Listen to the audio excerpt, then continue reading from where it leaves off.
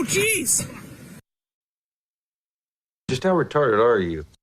Oh, buddy. What? You should just fucking smile and blow me! That sounds like you're saying Jews. Do you personally dislike homosexuals? Of course, they're disgusting. Oh, you sound racist. Good. Yes. Yes, I am. Wow. And there will be gorilla shit all over the Omni. I hope you die. So you're just crazy in a retard kind of way then, huh? Nobody's saying you can't own a gun. Nobody's even saying you can't carry a gun. All we're saying is you can't carry a gun in town.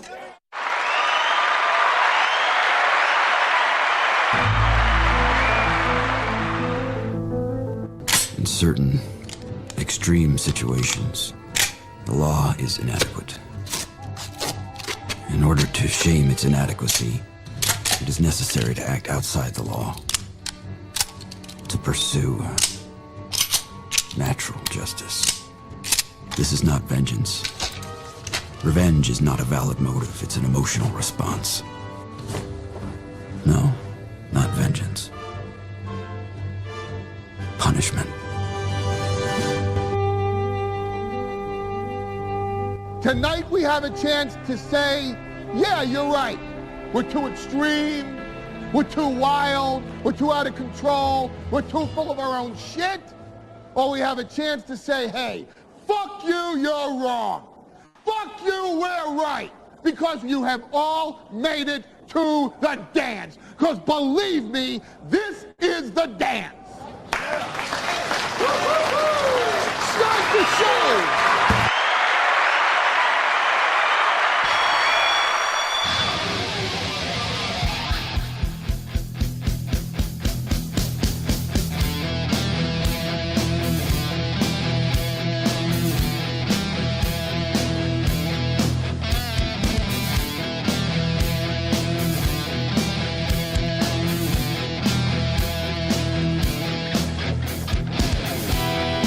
I'm really sorry.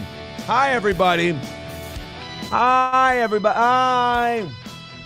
I'm really sorry about that. I did something incredibly stupid. I did something really, really dumb that's going to distract me the entire show because I have the willpower of a shark in bloody waters. Before the show, like 2 minutes before the show, I poured myself a bag of Gardettos into a Pyrex bowl. And because I wanted to pick at some of the Gardettos. Well, the problem is I didn't have time to go back upstairs. So the Gardettos are staying here with me down in the studio. I have to set them over here and not eat them while I'm talking to you. That's what I have to. Look, call it bad judgment, call it gluttony, call it whatever you want. It was a bad idea because now every time we play a video clip, I'm going to be thinking about just reaching over, maybe grabbing one of them and just popping them in. Just popping them in. Can't have food down here. I'm going to have to ban food from the studio. That's right. I'm going to have to make a rule to protect me from me. But I got water, unlike last night. We're already more prepared than we were yesterday evening. Good news, bad news. Bad news first. Yeah, we took an L last night. Good news, your morning show people. You know, and you guys shouldn't feel bad about this because you carried the morning show there for a stretch, right? Morning show carried you. We are back to perfect this week. Now, all you guys have to do, start a golden shower in the Rumble chat. Now, what a golden shower is, by the way, we would determine this today. $5 or a gifted membership shows up as yellow across the chat, and I'll put it on the screen here. If we get a stream of yellows going, that's a golden shower. Ones are blues, that's blue balls. Twos are green, that's gangrene. Fives and gifted memberships are yellow, that's a golden shower. I can't remember what we decided orange 10s are. If we get a run of those, somebody had a good one, is AIDS or something like that. Then 20s and 50s are pink. That's a pink belly or pink eye. And the red boys, which we had coming in today, those are red. We're going to call those herpes. So we have a whole breakdown in the Rumble chat. YouTube chat, You guys are the Wild West. You do whatever you want. There's one reason the YouTube chat is there. For me to look and smile at how many people I still live rent-free in the head of. It's fantastic. It's bloody fantastic. It's absolutely fantastic. And the best part is I can throw those little needling lines in there because they can't help themselves. They have to comment on it. No, I just like watching the... Shut up, and admit you're my bitch. And then we can continue this relationship. We have a lot to talk about today. I'm very excited. I do have 3 more stickers left. Every person who throws in $20 today, I'm going to mail them a sticker. So you go ahead and do that, and then you email me. We send that out to you tomorrow morning. You'll have it by the end of the week, a Steel Toe Morning Show sticker. That once it's yours, you can do whatever you want. You can even defame the brand if you want to. Oh, too tempting. People are asking in the chat what Gardettos are. These are, you've never seen Gardettos, like the Italian snack mix? They're just, and by the way, yes, this is just a reason for me to be close to them. See, so you have like, I didn't want to eat these on the show, and I don't want to eat these on the show, and it was a mistake for me to bring these down here tonight. But these are Gardettos, so like here you have these toasted bread, garlic chip things, right? Okay. You see, now that's a Gardetto. Isn't that nice? Now we know, and then you have like these garlic pretzel sticks, right? That's a Gardetto too. Yep. There we go. We're learning on the show tonight. And then you have the little knotted garlic pretzels. You see that one? That's good, right? Oh, no. Oh, that's a Gardetto. And then, of course, the best part of any selection of Gardettos, and that's a little piece. We got to get a whole one. There we go. These, my friends, are called fuck. They're not called fuck. These are called rye chips. That's right. Rye chip. Oh, delicious. Mr. Satan says those tear up the roof of your mouth. The rye chips because, and this is not going to help, the rye chips because you have to suck on them, right? Have to, not want to. You have to. So you have to suck on the rye chips, soften them up real nice, and you chew them and down the hatch, right? Otherwise, yes, it'll tear up the roof of your mouth. I think we got all the pieces in here. Oh, wait. Braided, toasted Italian stick. And now we have all the garlic. That was just for educational purposes. That's why we did that. Yes. Gardettos, or as Papa Shop calls it, goy kibble. Goy kibble, boys and girls. All right. If that doesn't get the donations and the likes and the shares and the subscriptions going, you're looking at a man who's lost the answers. Hobo chili recipe with $1 says, Mike Gundy said it perfectly. You're fat. You look like Mark Mangino reincarnated into something fatter. Those are fantastic references. I can't even be mad at you for that. Das Optic Nerve says his chins look like when you're trying to stuff 5 puffy sleeping bags in a bag, but they won't fit. It's not accurate. Rusty Grammer says this nigga gonna hit his 270-pound goal by the end of his show. I'm still 225. We're gonna work on it. Look, the plan was to go to the gym today, but then something happened. What happened was a man came to my door. Calm down. A man came to my door, and he was with T-Mobile.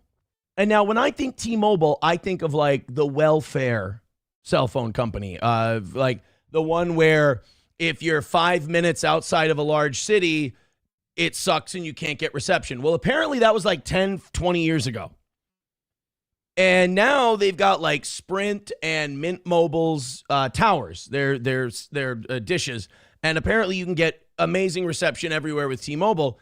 And now they've installed fiber in our neighborhood. So like people are starting to switch over from Spectrum to T-Mobile fiber.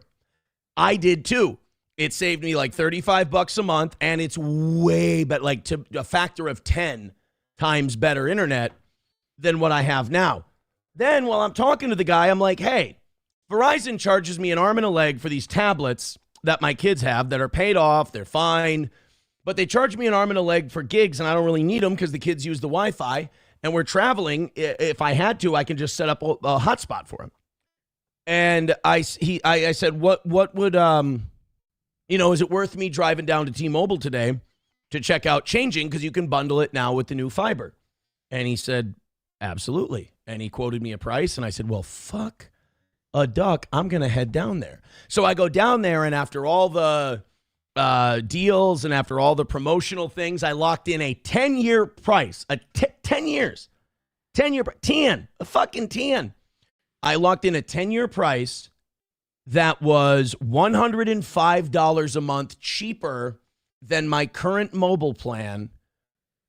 The internet was $35 less than my current plan. And for each tablet I moved over from Verizon to T-Mobile, they gave me a $100 gift card. So I walked out of there with a $40 activation fee, $300 in gift cards, and like $130, $140 a month in savings on cable or on internet and phones. God damn. God damn. So that's what I ended up doing today instead of going to the gym. And I get it. I understand. Should have gone to the gym, but I still, look, I got to get a minimum 3 days in every week. I got Wednesday, Thursday, Friday. I'm going to hit all 3 of those days. I got to skip Saturday. The kids and I are going, we're hanging out in the morning. And then SP and I are going to do Valentine's Day after. So Sunday, I got Wednesday, Thursday, Friday, Sunday. I can get in 4 days this week. Easy peasy. Have no problem. But no. See, a lot of you were jumping the gun, and I knew you would do that. I did not blow the T-Mobile guy. That's not part of the story. You've been watching too many X-rated websites. You need to knock it off. It's terrible for you. It's really part of the rot of Western civilization. But I did not blow the T-Mobile guy. I did not. My lost interest says 40-year-old Aaron looking into getting a jitterbug phone. I kept my same phone, thank you, and I'm 39 years young. You need me more with $1 says I feel bad for SP having to kiss you with that garlic breath.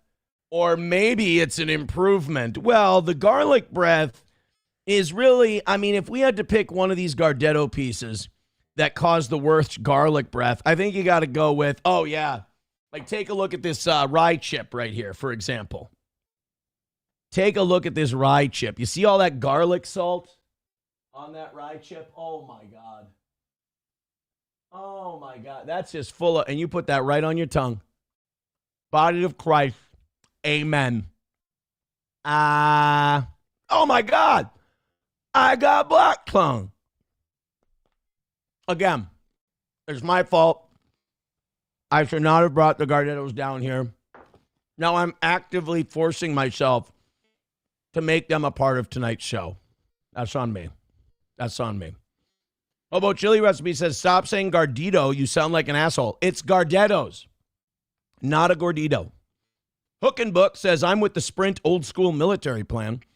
$120 for 6 lines unlimited. Nice. Nice. My thing is this.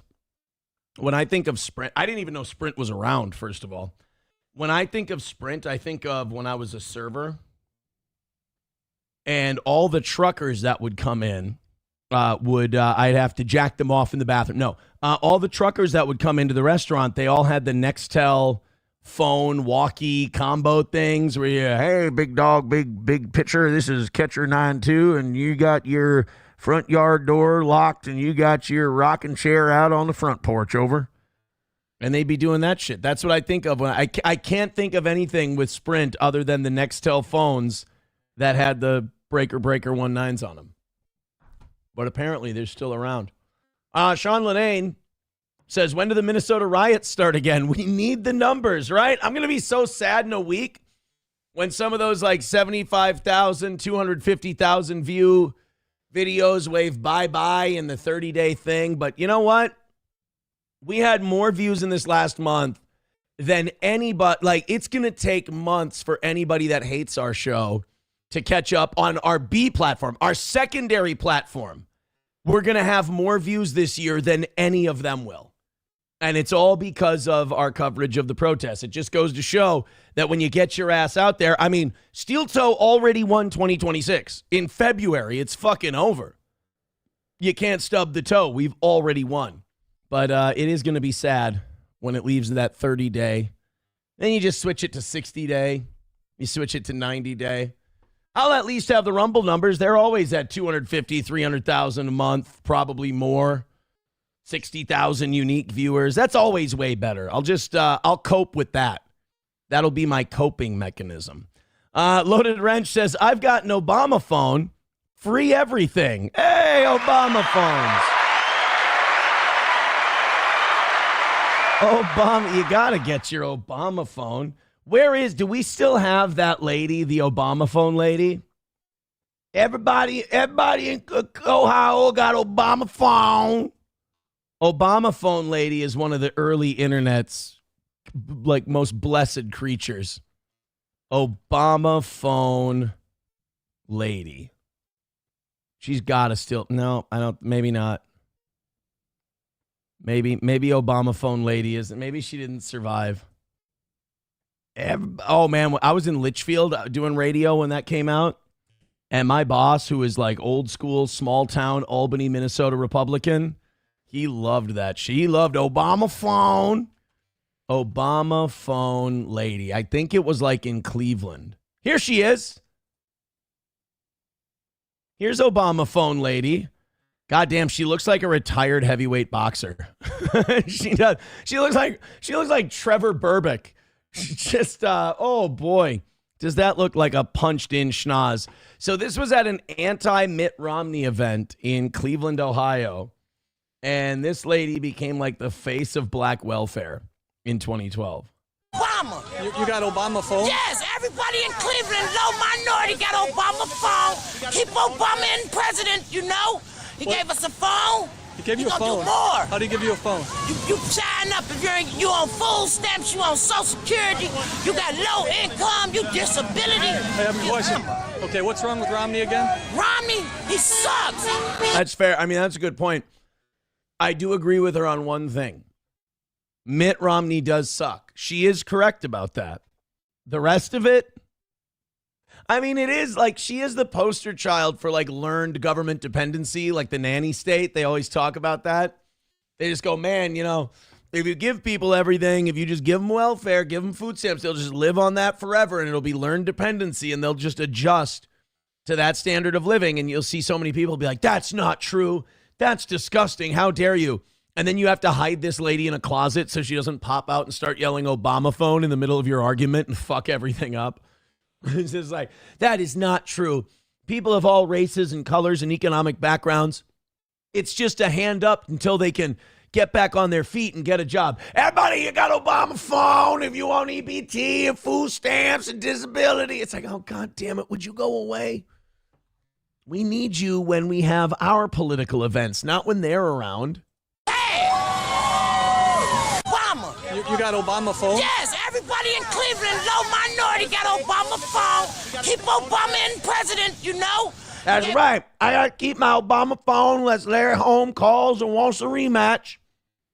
Larry Holmes and I get it on just about every 20 years. That might not be a good Trevor Burbick joke. He might be dead. I think Trevor Burbick passed away. Is Trevor Burbick still alive? Oops. Holy shit, he was murdered in 2006. I totally forgot that Trevor Burbick was murdered in Portland, Jamaica, after suffering fatal head wounds from a metal pipe. Holy shit. His nephew, Harold Burbick, was convicted in 2007 for the killing. Oh shit, he got killed by his nephew. Thanks. Well, then in that case, he did not have an Obama phone. Trevor Burbick. Trevor Burbick. Obama had his third term looking after Joe Biden. I don't know. Was Joe Biden's one term? Was his one term really a third Obama term? I feel like he wasn't as efficient as Barack Obama is. I don't. Looks like the lady from the He's Flying by Brer vid. I don't remember that one. I don't know. I don't remember it. Justin Haas writes, ring, ring, ring, ring, ring, ring, ring. Obama phone. That's a fun one. See, we're starting off fun tonight. Hit like, hit subscribe, hit follow. We were like in the 360s for the B show last night. Let's keep thumping that like button until we get her all the way up to 400. All of a sudden, the evening show staking its claim. Throw a couple of Streamlabs, Venmo, PayPals, Rumble Rants, Super Chats, and gifted memberships at us. Who's not excited for those? You know, I thought about saving this next one for the morning show tomorrow because I think Annoyed Wawa Supervisor really likes hearing about this guy. And he's the one who told me about, like, what a sex pest he was. But my guy who does that Purple FTW podcast, you know, the Asian guy who does all the Viking stuff. Here, if you don't know him, we'll play him real quick. He's in some more controversy. Apparently a few years ago, he was caught like DMing some of his fans, like some of his female fans, and talking about how, you know, they should fuck, and like he's got a wife and he's got kids. And then he had to come out as like a bisexual dude because he was DMing with guys. And it just, I didn't know anything about it, but apparently he was a sex pest, and it was Annoyed Wawa Supervisor. I on the show one day said, hey, this Purple FTW guy, he's not bad. You know, he's a bit of a homer, but he has breaking Vikings news. He does a good job. And then Annoyed Wawa Supervisor told me about the sex pest stuff, and I immediately switched to Purple Daily, and I started watching those guys because I can't be associated. But this is the guy. This is the Purple FTW guy. For reference, this is the guy we're talking about. What's going on, Jerome's? So, you know, post-mortem of the Viking season, I had some time to think about it. I'm still kind of in on J.J. McCarthy. I know. Shut the fuck up. You guys act like the last 5 games of the year didn't count and didn't happen. J.J. McCarthy was lights out for a fucking fourth of this, more than a quarter of the season. He was lights out. He started 10 games, and for 6 of them, he was good. And because he had those 4 in the middle where the whole thing fell apart for a while, everybody wants to go, oh, maybe we should trade our next 3 first-round picks to bring in a...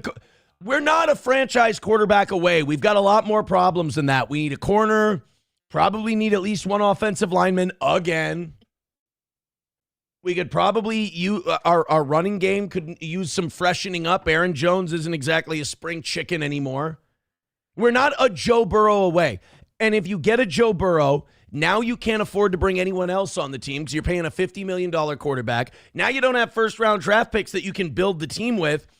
And then I love how the argument about the Super Bowl is wow, the Vikings and all these other teams gave up on Sam Darnold, and look at him now. He's a Super Bowl champion. And then the Vikings turn around and also go, hey, you know what we should do? Give up on J.J. McCarthy after 10 games. And by the way, J.J. McCarthy in his 10 games this year showed more promise than Sam Darnold did in his first 10 games. So I just, these people, it's like they didn't watch the season or their hard drive got scrubbed, which I guess with Purple FTW, I could understand that. Like, yeah, I think I might be okay with J.J. McCarthy. He's going to be fine. He'll be okay. Anyway, that's Purple FTW. I'm getting fired up about my Vikings now. Thank you, My Lost Interest, for gifting a membership. Thank you very much. Ooh, speaking of gifted memberships, you guys go on a roll. A very funny thing could happen. You guys could get an extra 30 minutes today by getting to 500 memberships, and I could still miss and fail tonight. It's a possibility.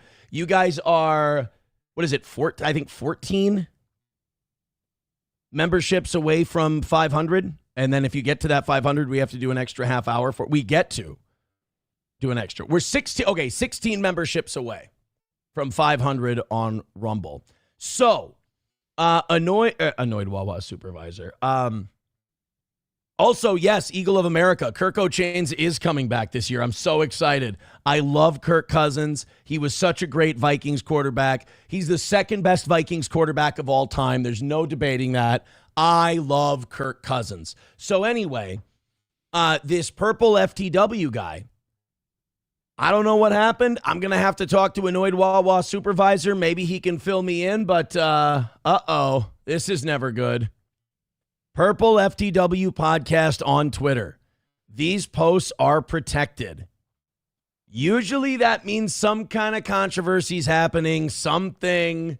I don't know if it's related to him showing his dong to people. I don't know if it's him being all sexually goofy, but I just had to report to you today, Purple FTW, the guy I used to listen to for Viking stuff, protecting those tweets. Purple FTW scandal. I got it. Here it is. Andy Carlson is his name. If you don't know, Andy Carlson runs a fairly popular Vikings podcast / YouTube channel called Purple FTW. He just released a statement on Twitter about denying what he calls allegations. This is 7 years ago. Does anyone have any information about what's going on here? I hate to see his name next to the word allegations without knowing first. A couple weeks ago, some Twitter DM screenshots surfaced where Andy was DMing women some unwelcome, flirtatious comments, including telling one woman, quote, "Wouldn't mind giving you lots of meat." Oh, no. Oh, no. Wouldn't mind giving you lots of meat. He says it to her like it's a favor. Like, hey, I got good news for you, sugar tits. Oh, yeah? What's that? Wouldn't mind giving you lots of meat. Aren't you Asian? Can you really give me lots of, a poo-poo platter, maybe, but lots of meat? When those DMs surfaced, there were rumors floating around on social media that there was a pattern of similar behavior with Andy. But at first, only non-hearsay evidence was those screenshots. On Sunday morning, Andy published a statement on Medium announcing he was bisexual. That's kind of wild, isn't it? That's how you know there's more to the story than that.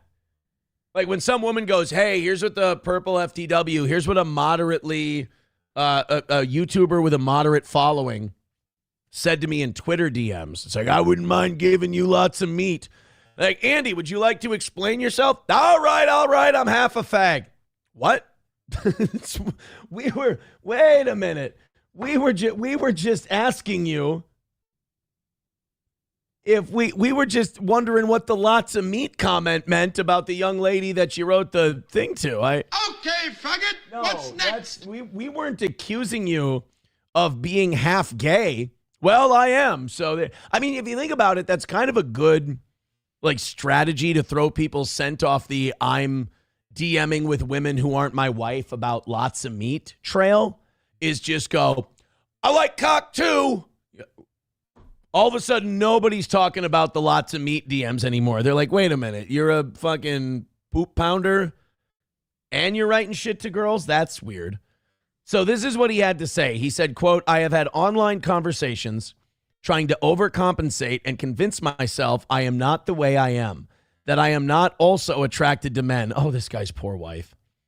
That was wrong, and I sincerely apologize to those women. And he goes on to discuss his struggles with concussions. Oh, the head trauma made me a mo. Okay, that's new. Depression, anxiety. But rather than further summarize, I'd encourage you to just read Andy's statement. It's short. 3, Andy's statement was not well received by many on social media. What? You mean concussions made me like cock didn't go over very well? Fuck. So now not only are you the I wouldn't mind giving you lots of meat guy, but now you're the half a mo guy and you're the concussions guy. And everybody hates you.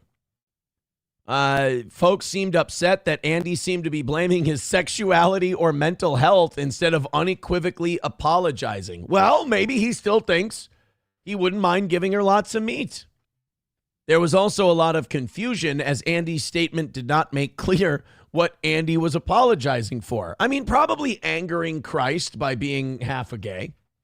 On Sunday evening, one woman on Twitter responded to the statement by alleging that Andy had sexually assaulted her and made violent threats. Damn, that's not really a Korean crime. They don't usually do this. If I need a guy, if I need rioters picked off at range, he'd be the first guy I'd call. But harassment, things like that. On Sunday evening, one woman on Twitter responded to the statement by alleging that Andy had SA'd her and made violent threats. Quote, People won't ridicule you for being bi.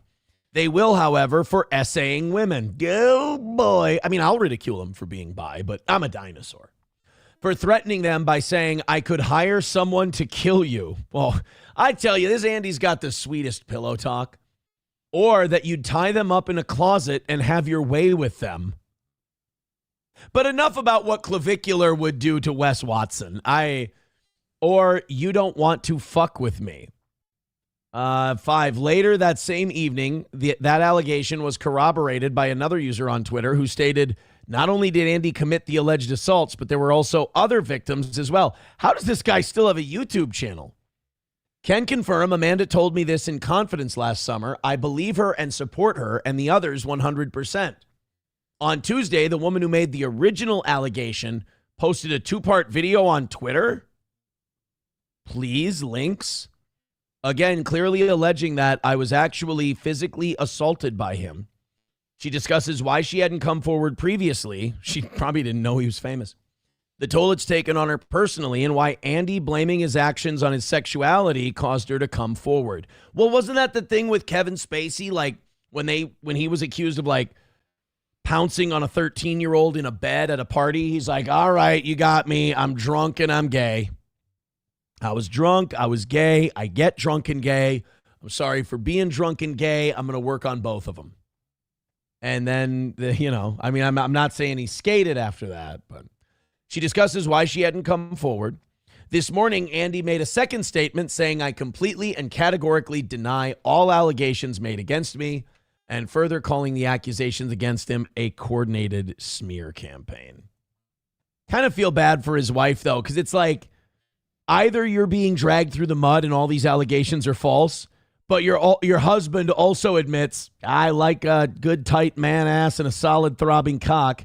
And it's like, I wish you would have just admitted to harassing the women. I mean, now everybody's going to be staring at my husband's ass. I don't know what to do. Redbird with $1 says, remind us how many ex-Vikings players were in the Super Bowl.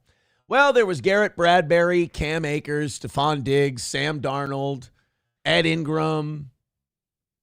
A lot. It was a lot. Redbird with $1 says, do you do any background research on people or do you find one thing you like and go all in? How am I supposed to know that the unassuming Korean boy who likes football is also a bisexual rapist? My brain doesn't compute that. Nomo with $1 says, didn't Don Lemon or Kevin Spacey use that defense? Now, Kevin Spacey used the drunken gay defense. That's it. So, yes, there's and now our boy Andy from Purple FTW, he's now locked down his tweets and protected them. So, I don't know. It doesn't look good for old Andy. That's all. Turtle becoming a member for 30 months says, is it really surprised to find out that Vikings fans can be bi creeps? Thanks. Thank you so much. Jim Turner says, JJ McCarthy is the new Tarvaris Jackson. He was also a Viking Super Bowl quarterback until he got homeless. Yeah, poor Tarvaris Jackson. He fell on hard times, baby, after that Super Bowl. My Lost Interest says, too many Aaron clips. I lost count. Oh, because I was yelling about cock and all that stuff. Oh, here's a phone call from Scam Likely. You guys ever get a phone call from a guy named Scam Likely? Let's see what Scam Likely has to say. Hello? Oh, Crestwood Loan Advisors. It's a recording. If it was a real person, I would have fucked with him a little bit. But Crestwood Loan Advisors. I don't need any loans. I think I'm solid. I mean, shit, I just saved $150 a month on my phone and internet. I'm solid forever.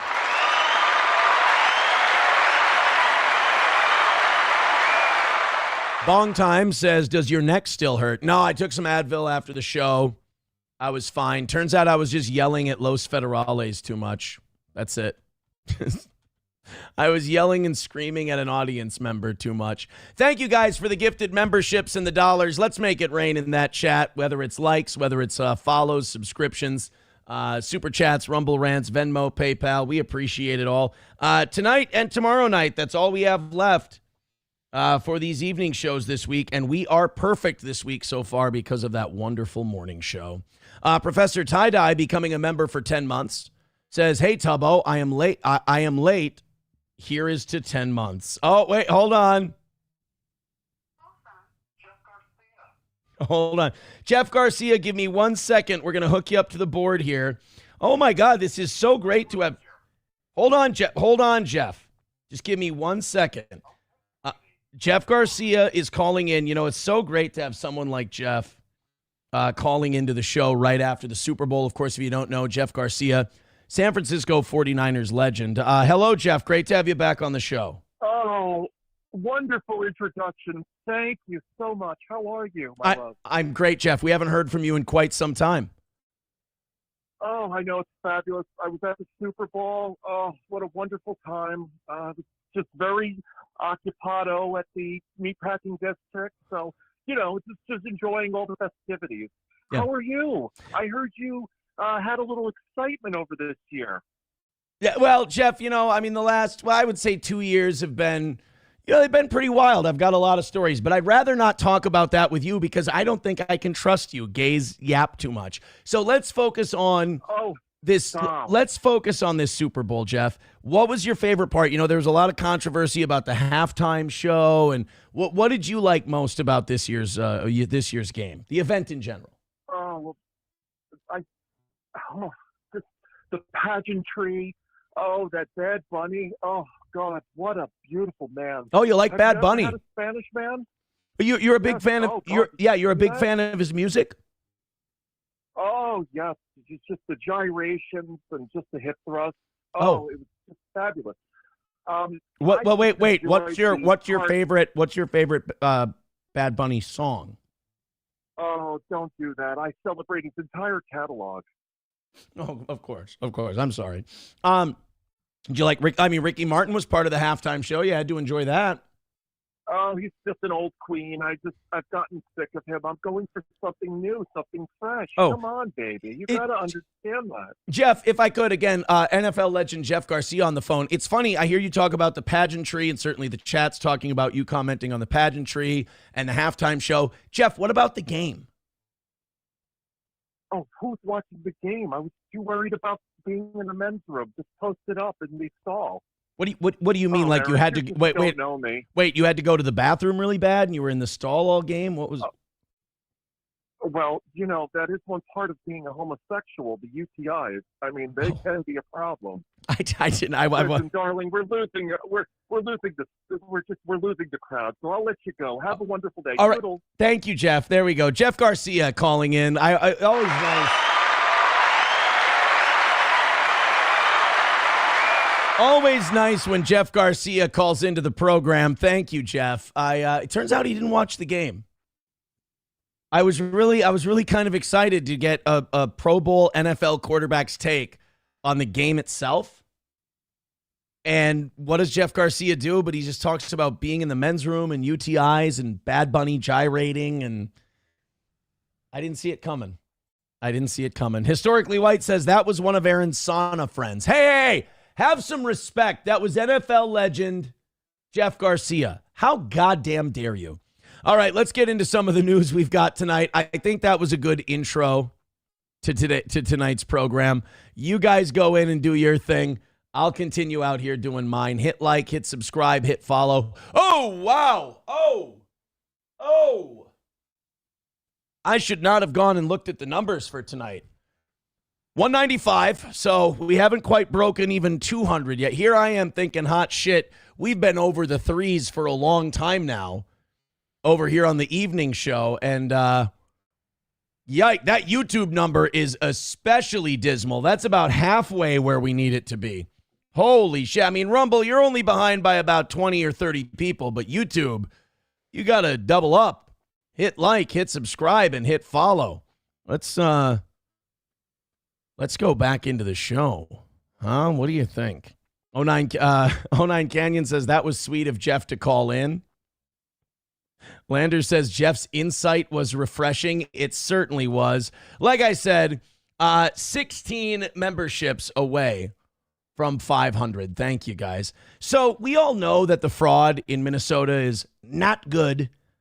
We know that it's an issue. It's going to remain an issue. It's probably not going to be solved anytime soon.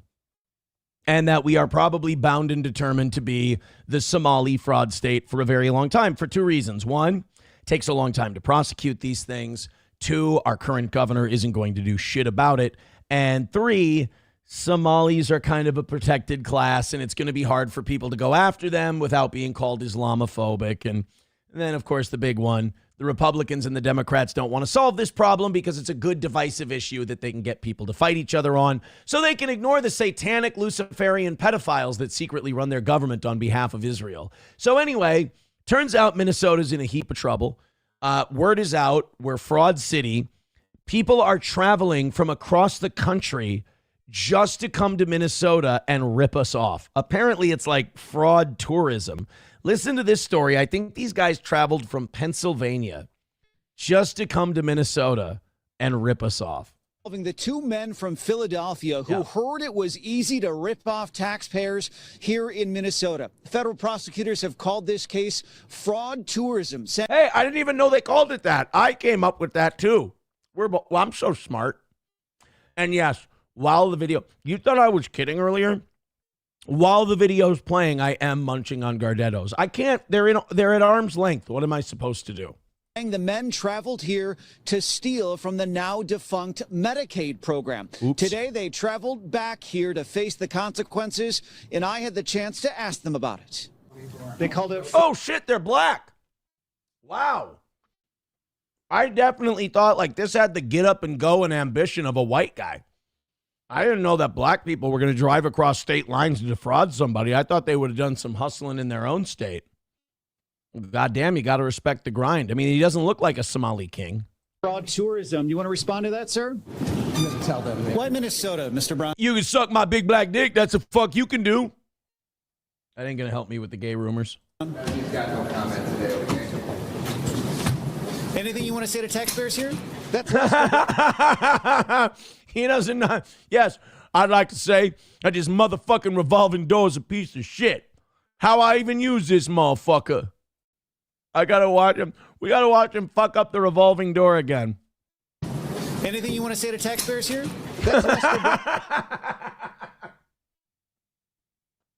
Man, ain't this shit just my luck? I bet y'all revolving doors don't do that shit for a white man. Anything you want to say to taxpayers here? That's Lester Brown and Anthony Jefferson, both from Philly. They admitted in court today to setting up businesses in the housing stabilization program here in Minnesota. We learned today the men used ChatGPT to draft fake client notes and use them to submit inflated bills for reimbursement. Prosecutors say instead of helping people... Dude, it really is that easy in this state. I mean, yeah, sure, eventually they got caught, and all these fraud people are going to get caught who try to take too much. What you do is you just fudge the numbers a little. There's always a margin of error. There's spillage in the federal government, like an acceptable level of fraud. But these guys go like, they try to take like $100,000, $200,000 at a pull, and it's like, no, that's going to raise red flags. But if you take like $2,500 here, $2,500 here, you probably put $5,000, $10,000 in your pocket every year, and they're not going to see a damn thing. Come on, $5,000, you can take a vacation, take a decent vacation for $5,000. Rip that off every year. I mean, don't. I'm not encouraging you to commit a federal crime. I'm not saying any of you should commit fraud. That's not what I'm saying. What I'm saying is the way people do this and don't get caught is they rip off a little bit at a time instead of taking big old chunks. People find stable housing. They stole more than $3.5 million. Okay, see there. $3.5 million. That's where they fucked up. If they would have stolen 20 grand, they would have been fine. From the program that shut down late last year. Yeah. This is the... Sorry, guys. Can we watch the guy go through the turnstiles one more time? That's my favorite part of this clip. Got no comment today, okay? Anything you want to say to taxpayers here? That's Lester Brown and It certainly does seem to be raining shit on Joe Cooper. Let's go to Mr. Stellar gifting a membership. Thank you very much, buddy. Oh, here's my Comicsgate guy. I love Loyal CG Guy. He is my favorite. By the way, I did put a Comicsgate thing up from, was it yesterday's show?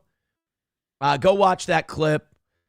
There's weird thing is happening where like all my Elijah Schaffer clips did really well, but they did well later. Like they didn't do very well at first. They had like 100, 200 views, and then they shot up by a few thousand afterwards. It's really, really strange, including one that was at like 200 forever and now is like at 5. So go ahead and check out that Comicsgate Shane Davis thing. It was really, really funny.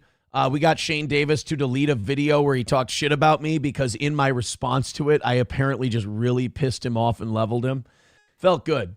But Loyal CG Guy with $5. Thank you, buddy. He says, you're done, buddy. EVS called Code Red and everyone's grabbing an oar. Shane got Ricerda on their class. Nick and Uncle E gonna destroy you. Good luck. I'm looking forward to it, buddy.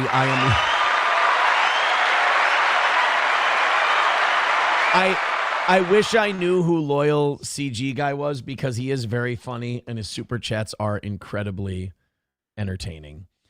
Trucker 18 Wheeler reference, or Trucker 18 Wheeler with $5. And Real Jacks 2 says, has anyone been making Big Lebowski references saying Nancy Guthrie kidnapped herself, dude?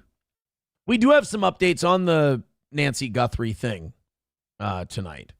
My Lost Interest says, stop talking, Aaron. Yeah, sorry. My Lost Interest apparently wants to be my lawyer again. I can understand where I'm a frustrating client. He was not happy that I was apparently telling people how to commit welfare fraud. I'm sorry. My Lost Interest. Let me explain to everyone. If I learned this from my old friend in central Minnesota. He believes that if you just keep talking and don't shut up, things will get better and more clear. And it always works. So let me just keep talking about the fraud thing, My Lost Interest, and I'll explain it and make it better. So I wasn't saying that you should defraud the government, My Lost Interest, Esquire. What I was saying was if you are going to defraud the government, you should do it in little tiny pieces rather than big old chunks, because then you're going to get caught. You're going to do jail time. So don't rip off the federal government. That's a terrible idea. But if you're going to, just little tiny, just little bites, little nibbles, you know, but don't do that. See, now I feel like I made it better. Okay, faggot, what's next? Hobo Chili says, I would like to be your legal representative. Nah, it's okay, Hobo. I got it. I'm good. He says, Aaron, take a gun and one bullet. Let your imagination run wild. Why do you want me to shoot a hole in my toilet tank? The fuck is he talking? I don't understand the guy.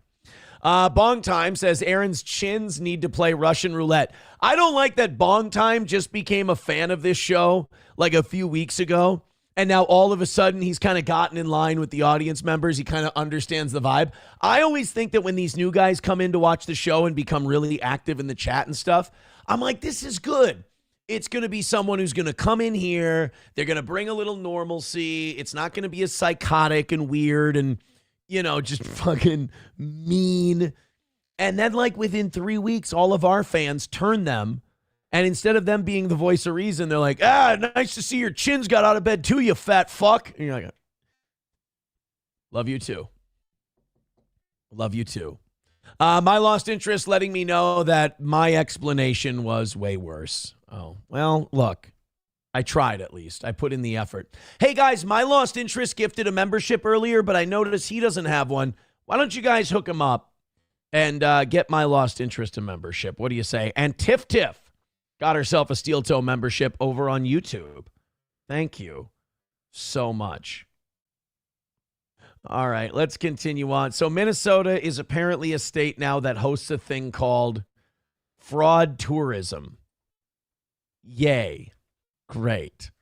Sean Lenane says Bong Time is Chinese, hence the chin jokes. Oh, that reminds me. We're getting really bad at rating people after the show. We got to get to rating. That's a thing you got to do on Rumble now. Redbird with $1 says your first mistake is approaching the fraud question with an IQ over 62.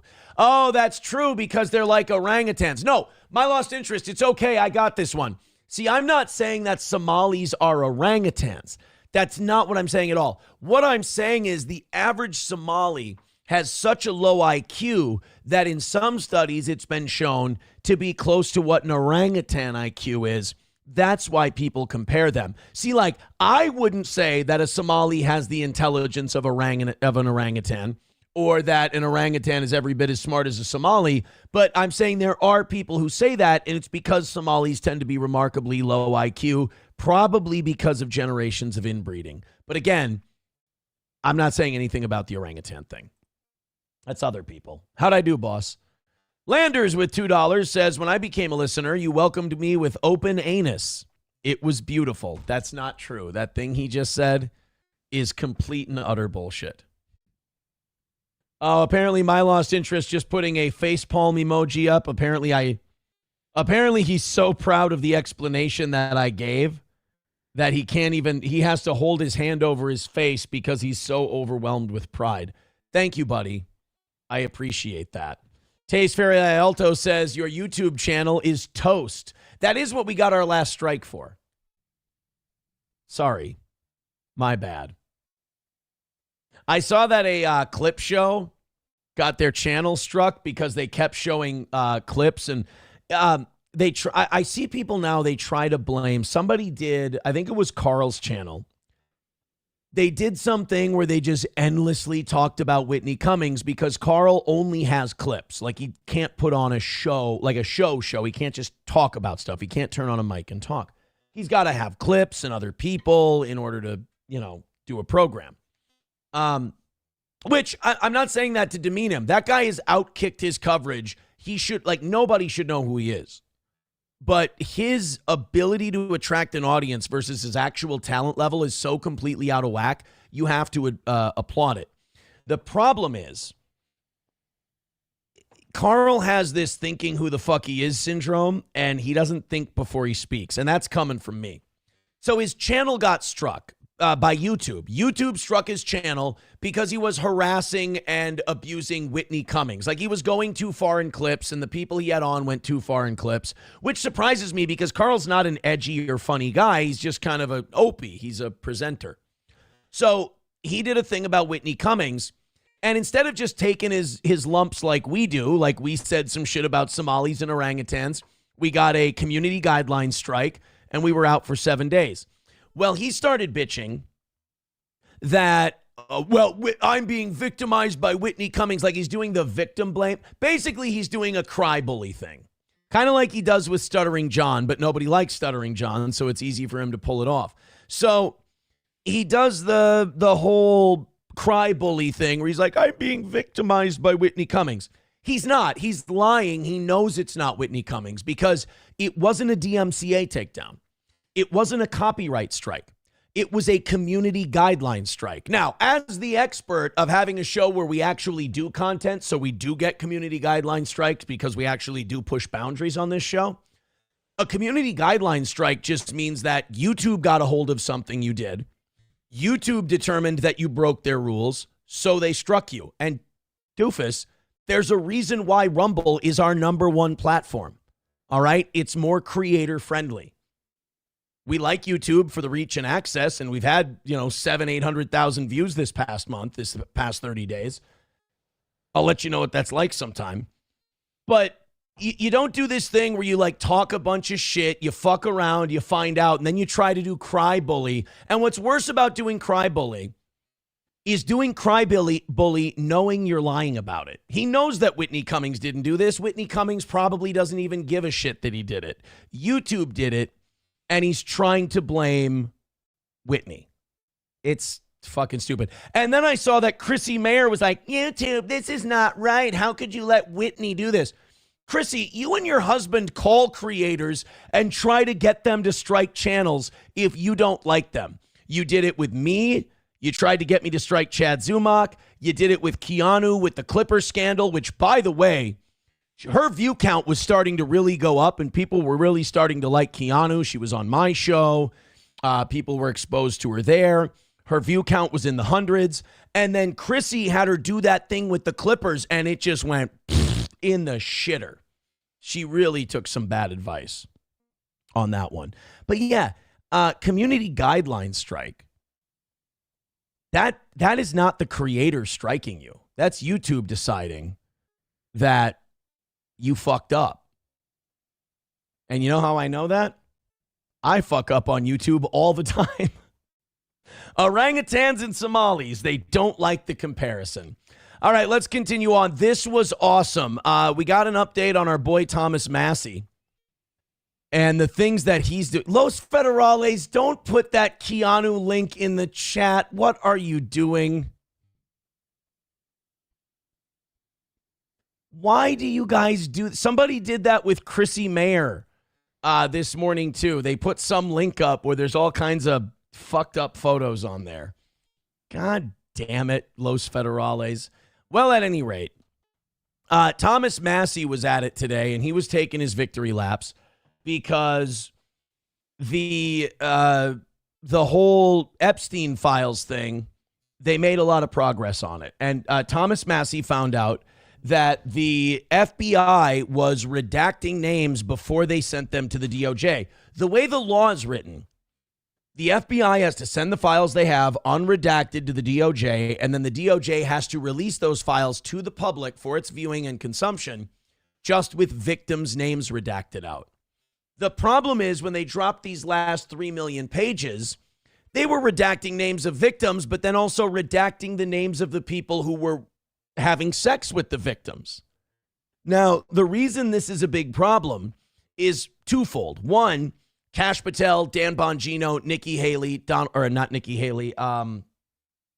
the Attorney General, Pam Bondi. They all came out last year and told us there are no victims. He wasn't trafficking people to anyone. He wasn't supplying them with prostitutes of age or underage.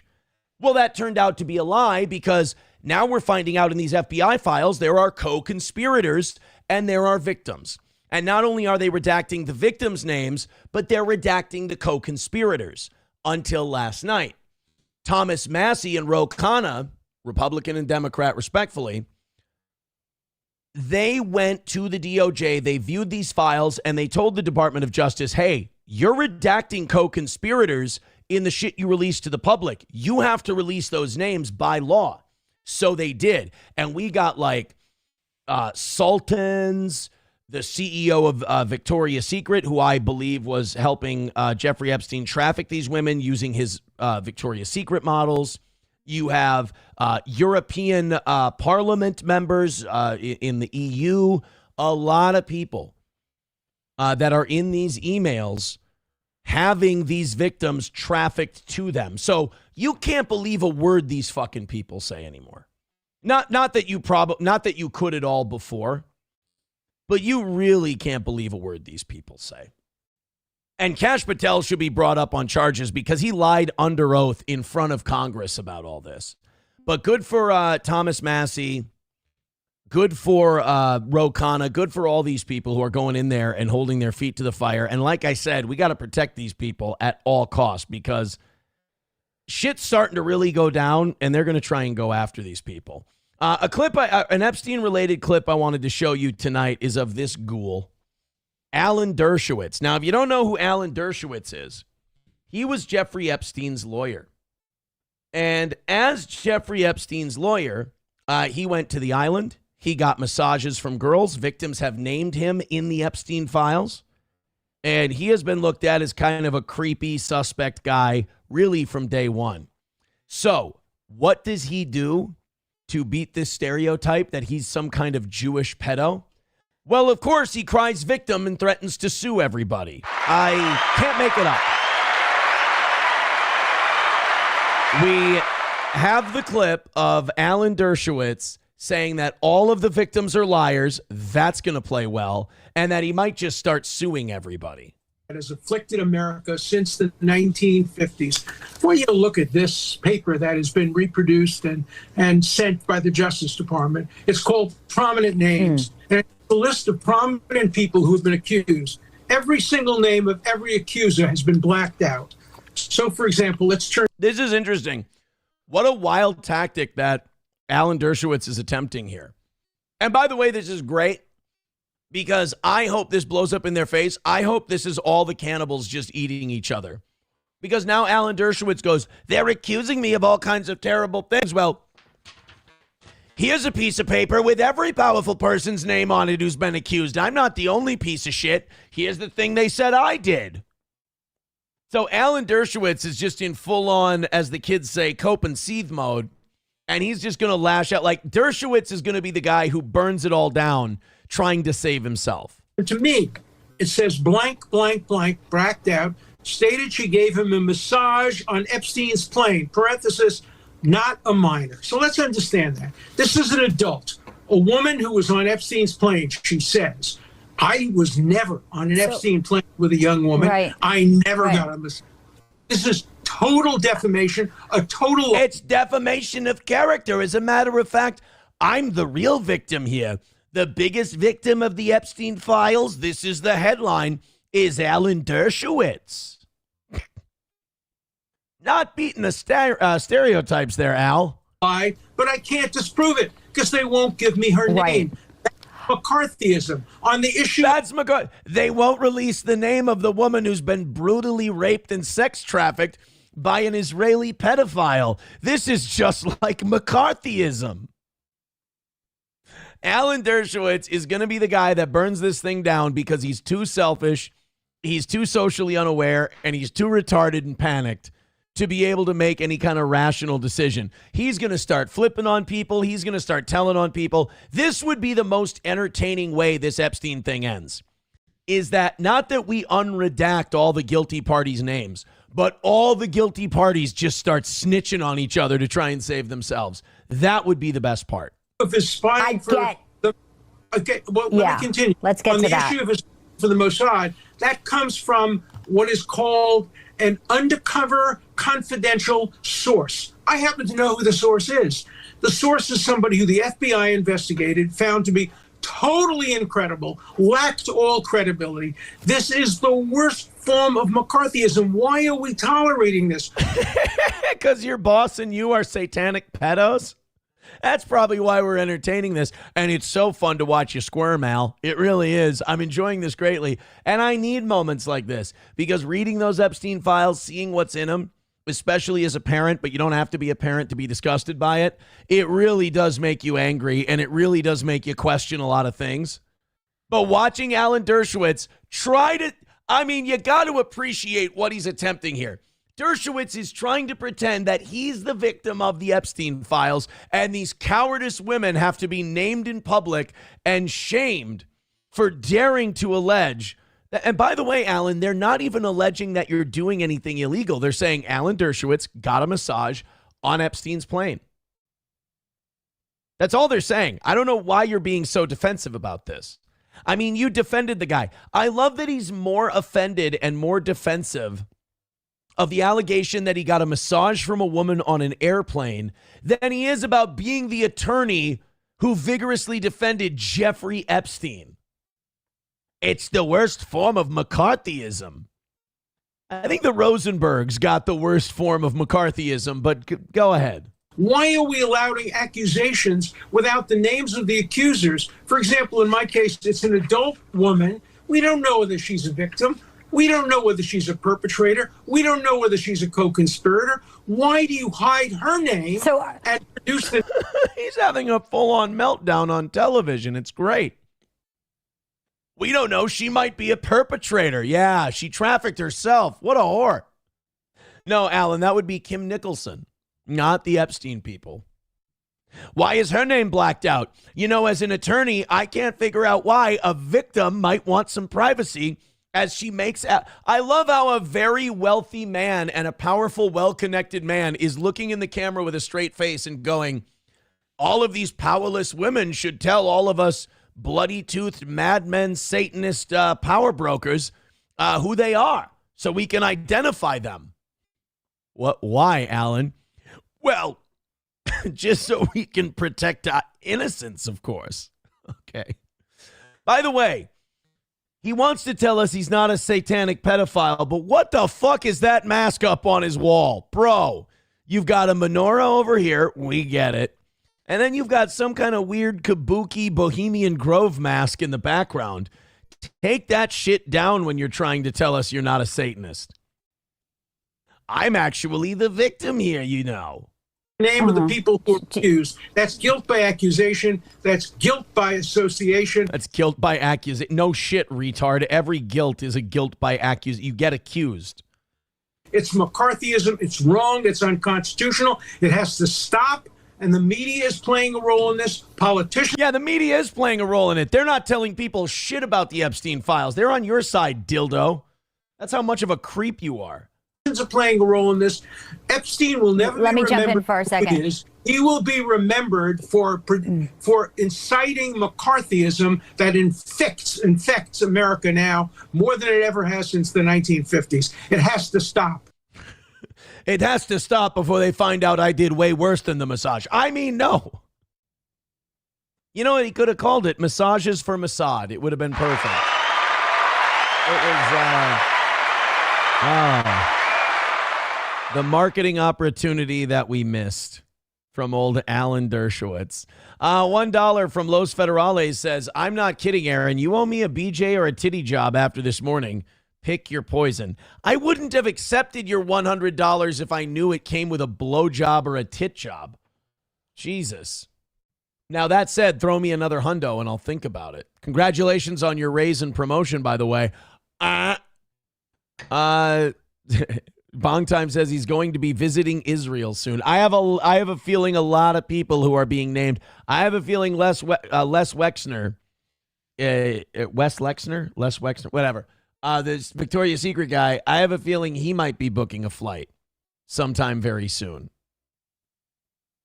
Taste Ferrier Alto says McCarthy did nothing wrong. You know, that's what we should have hit Dershowitz with.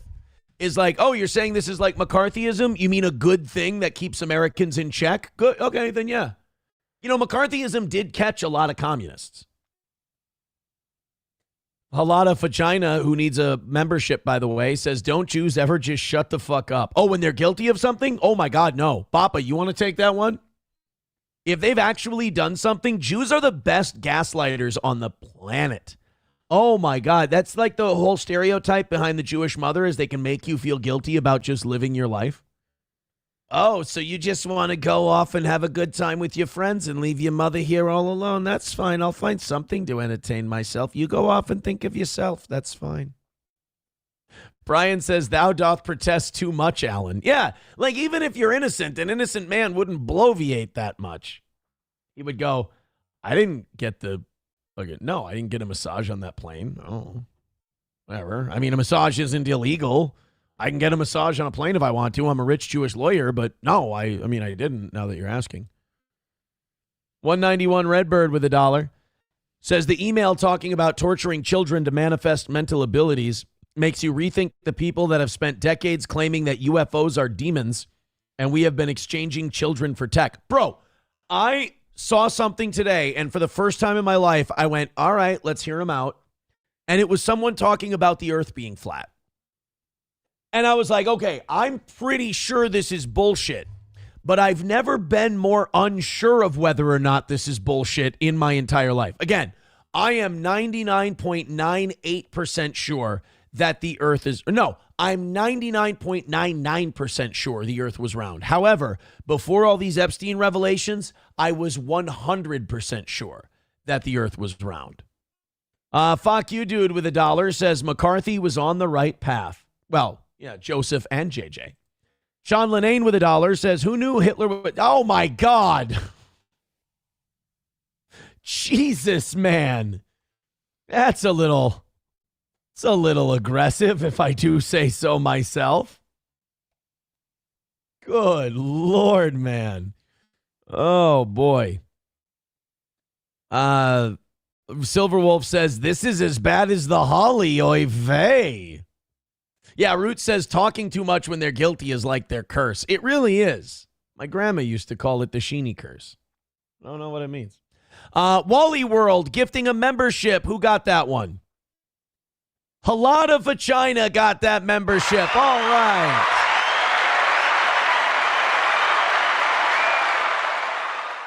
And I still want my lost interest to get a membership.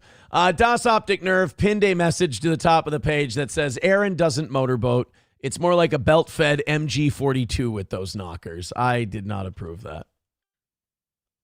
I did not in any way approve that. Thank you guys for that rally. Let's a couple more of those, and we're going to continue to call this a perfect week for the toe. So keep it going. Streamlabs, PayPal, Venmo, Super Chats, Rumble Rants, and gifted memberships. Thank you very, very much. And hook my lost interest up. You know what? As a matter of fact, since we've got a gifted membership at the top of the chat here anyway, get a little golden shower going. Gift a bunch of memberships, and we'll make sure that we nail my lost interest with one. We got a blue from Trucker 18 Wheeler. He says, I don't think the universe is billions of years old, but I do believe the earth is round. I agree about the earth being round. I'm saying I've never been more unsure of it, though, than since these Epstein files came out. That's all I'm saying. So, yeah, let's run a little golden shower here over on Rumble and see if we can't get some memberships gifted to some of our absolute favorites. Okay, 243 of you checking out the toe tonight. Not going to hit that 300 number. I've been spoiled the last couple of weeks. But Rumble, you guys are doing great. YouTube just fell behind a little bit today. It happens. Keep hitting like, keep hitting subscribe, and keep hitting follow. We appreciate you guys being here. And again, go on a big rally, and let's keep our perfect week going. Appreciate you. The Kentucky governor was on the... You know, somebody asked me the other day, they're like, Aaron, why don't we do view clips anymore? And I've just said The View really isn't making a lot of news lately. You know, the girls, maybe menopause is over and they've kind of settled into their new role as elderly women, and they're just not spouting off like they used to. Well, they had the governor of Kentucky, Andy Beshear, on the show. And I got to tell you, man, this Andy Beshear guy, he came up with a new rationale for mutilating children who think they're a girl if they're a boy. He came up with something so bad that I want to bring back the Inquisition, and I want to what's the thing where you condemn their soul to hell? I want this man excommunicated from the church, and I want him banished to a deserted island, Epstein Island, if you would. This is Governor Andy Beshear of Kentucky, and this was his rationale to The View of mutilating children. But we rarely talk about the why. People want to know what drives us, especially in a world with social media where everyone's looking for the next authentic thing. For me, that's my faith. Most of the decisions I make are based on that golden rule that says we love our neighbor as ourselves, and that parable of the Good Samaritan that says everyone is our neighbor. Yeah. All right, so far, I'm with you. But it sounds like you're setting me up for something sinister that's really just manipulating the tenets of my Christian faith. But hey, I'm strapped into the ride and it's in motion, so there ain't no getting out. Bring us back into the station, Chief. And so when I've taken actions like vetoing the nastiest piece of anti-LGBTQ legislation that ever came through my state, I described it in those terms. I said my faith teaches me that all children are children of God. Yeah. And I didn't want people picking on those kids. Yeah. The bill he's talking about would ban allowing kids to transition under the age of 18. And look, if you want to be a politician and you want to be against that kind of legislation because for some reason you think kids should totally be allowed to permanently change their biological makeup and structure because one day when they came home from elementary school, their teacher convinced them that they want to be a girl. If you want to allow kids to do that, that's on you. You can have that opinion. I think you're evil, but you can have that opinion. But don't you dare put that on Jesus. Please. No. You look, have your own disgusting, warped, child-abusing beliefs. I don't like it. I wish it were illegal to have them. But as things stand now, you're allowed to believe that way. Go ahead, do it. Do not drag Jesus into this. It is not appreciated. That is either you deliberately mutilating and manipulating Christianity or your retard is showing. One of the two. Roots with maybe the line of the night tonight. He says, Aaron thinks inshallah is a type of yogurt.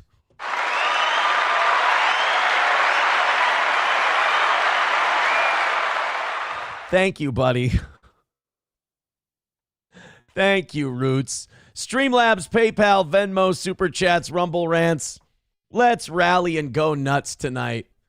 Let's keep our perfect week going. If you're feeling generous and you haven't thrown into the toe in a while, let's do that this evening. That would make me smile. That would make my, I'd be so happy my belly button would stretch out into a smile, and thank you. I love this next one. This is so fun. This isn't Epstein related. This isn't anything about demons or anything like that. Hit like, hit subscribe, hit follow. Inshallah. This is that clavicular douchebag. He's all over my Twitter timeline now because I talk about him on the show, and I'll click on clips of him looking like a douchebag. I can't help it. I know I'm not supposed to be following any of it. But this clavicular guy is a complete tool. And I like that the internet has kind of gassed him up into thinking he's hot shit, but we all kind of secretly behind his back go, we're all making fun of him, right? And we're like, yeah, oh, God, Jesus, 100%. Yeah, he does meth and smashes his face with a hammer. He's clearly clinically mentally retarded. We're just watching to see where this goes. And that's what I'm doing with clavicular, too. I'm not rooting for his downfall. I'm not watching, for him to fall apart or anything like that. All I'm doing is rubbernecking on the highway going, I don't care if it's good for him. I don't care if it's bad for him, but I got to see what happens next. So the meth-abusing, limp dick, piss-mogged, face-smashing moron clavicular was out and about, and now he does this thing where he goes out and live streams and he tries to pick up girls. The guy has no game. He's robotic. He's got the charisma of Ivan Drago. But he goes and he talks to girls. Yeah. What's up? Like, he's just that guy. He's the guy who, has done so much meth and smashed his face so many times that he didn't have time to work on a personality. So he goes and talks to these girls, and he thought he was hot shit because one of these girls said, I'll be your girlfriend. She was streaming with him. She was hanging out with him. Well, it turns out this chick, and I love her so much, she completely played clavicular, started her own streaming channel, promoted it when she was on with him, and then made a fuckload of money, like $10,000 in her first stream. So what does she do in the next stream? She reveals to clavicular and the world that she already has a boyfriend and she was doing it for the clicks. I love this devious, dirty, moralless bitch. Squat on your lap? Why? Because your leg's broken? Yeah, I can't fucking walk. Well, what do you want to do? You want to steal the chair? Yeah, I want to sit. I want to pop a squat. Right. Yeah, get out of my setup, boy. Ow! He struck her. Did you see that? It's my chat.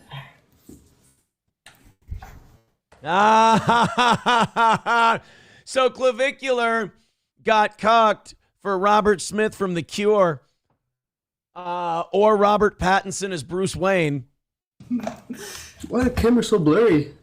It's unfocused right now. Okay, then let's reach up. Did he bone smash his legs? Yeah. That's what I was doing.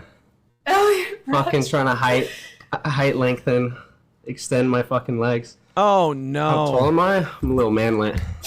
Wow. So they even rip on clavicular in the chat while he's on there. She admits to using clavicular to start up her streaming career and then shows off her actual boyfriend. Fantastic.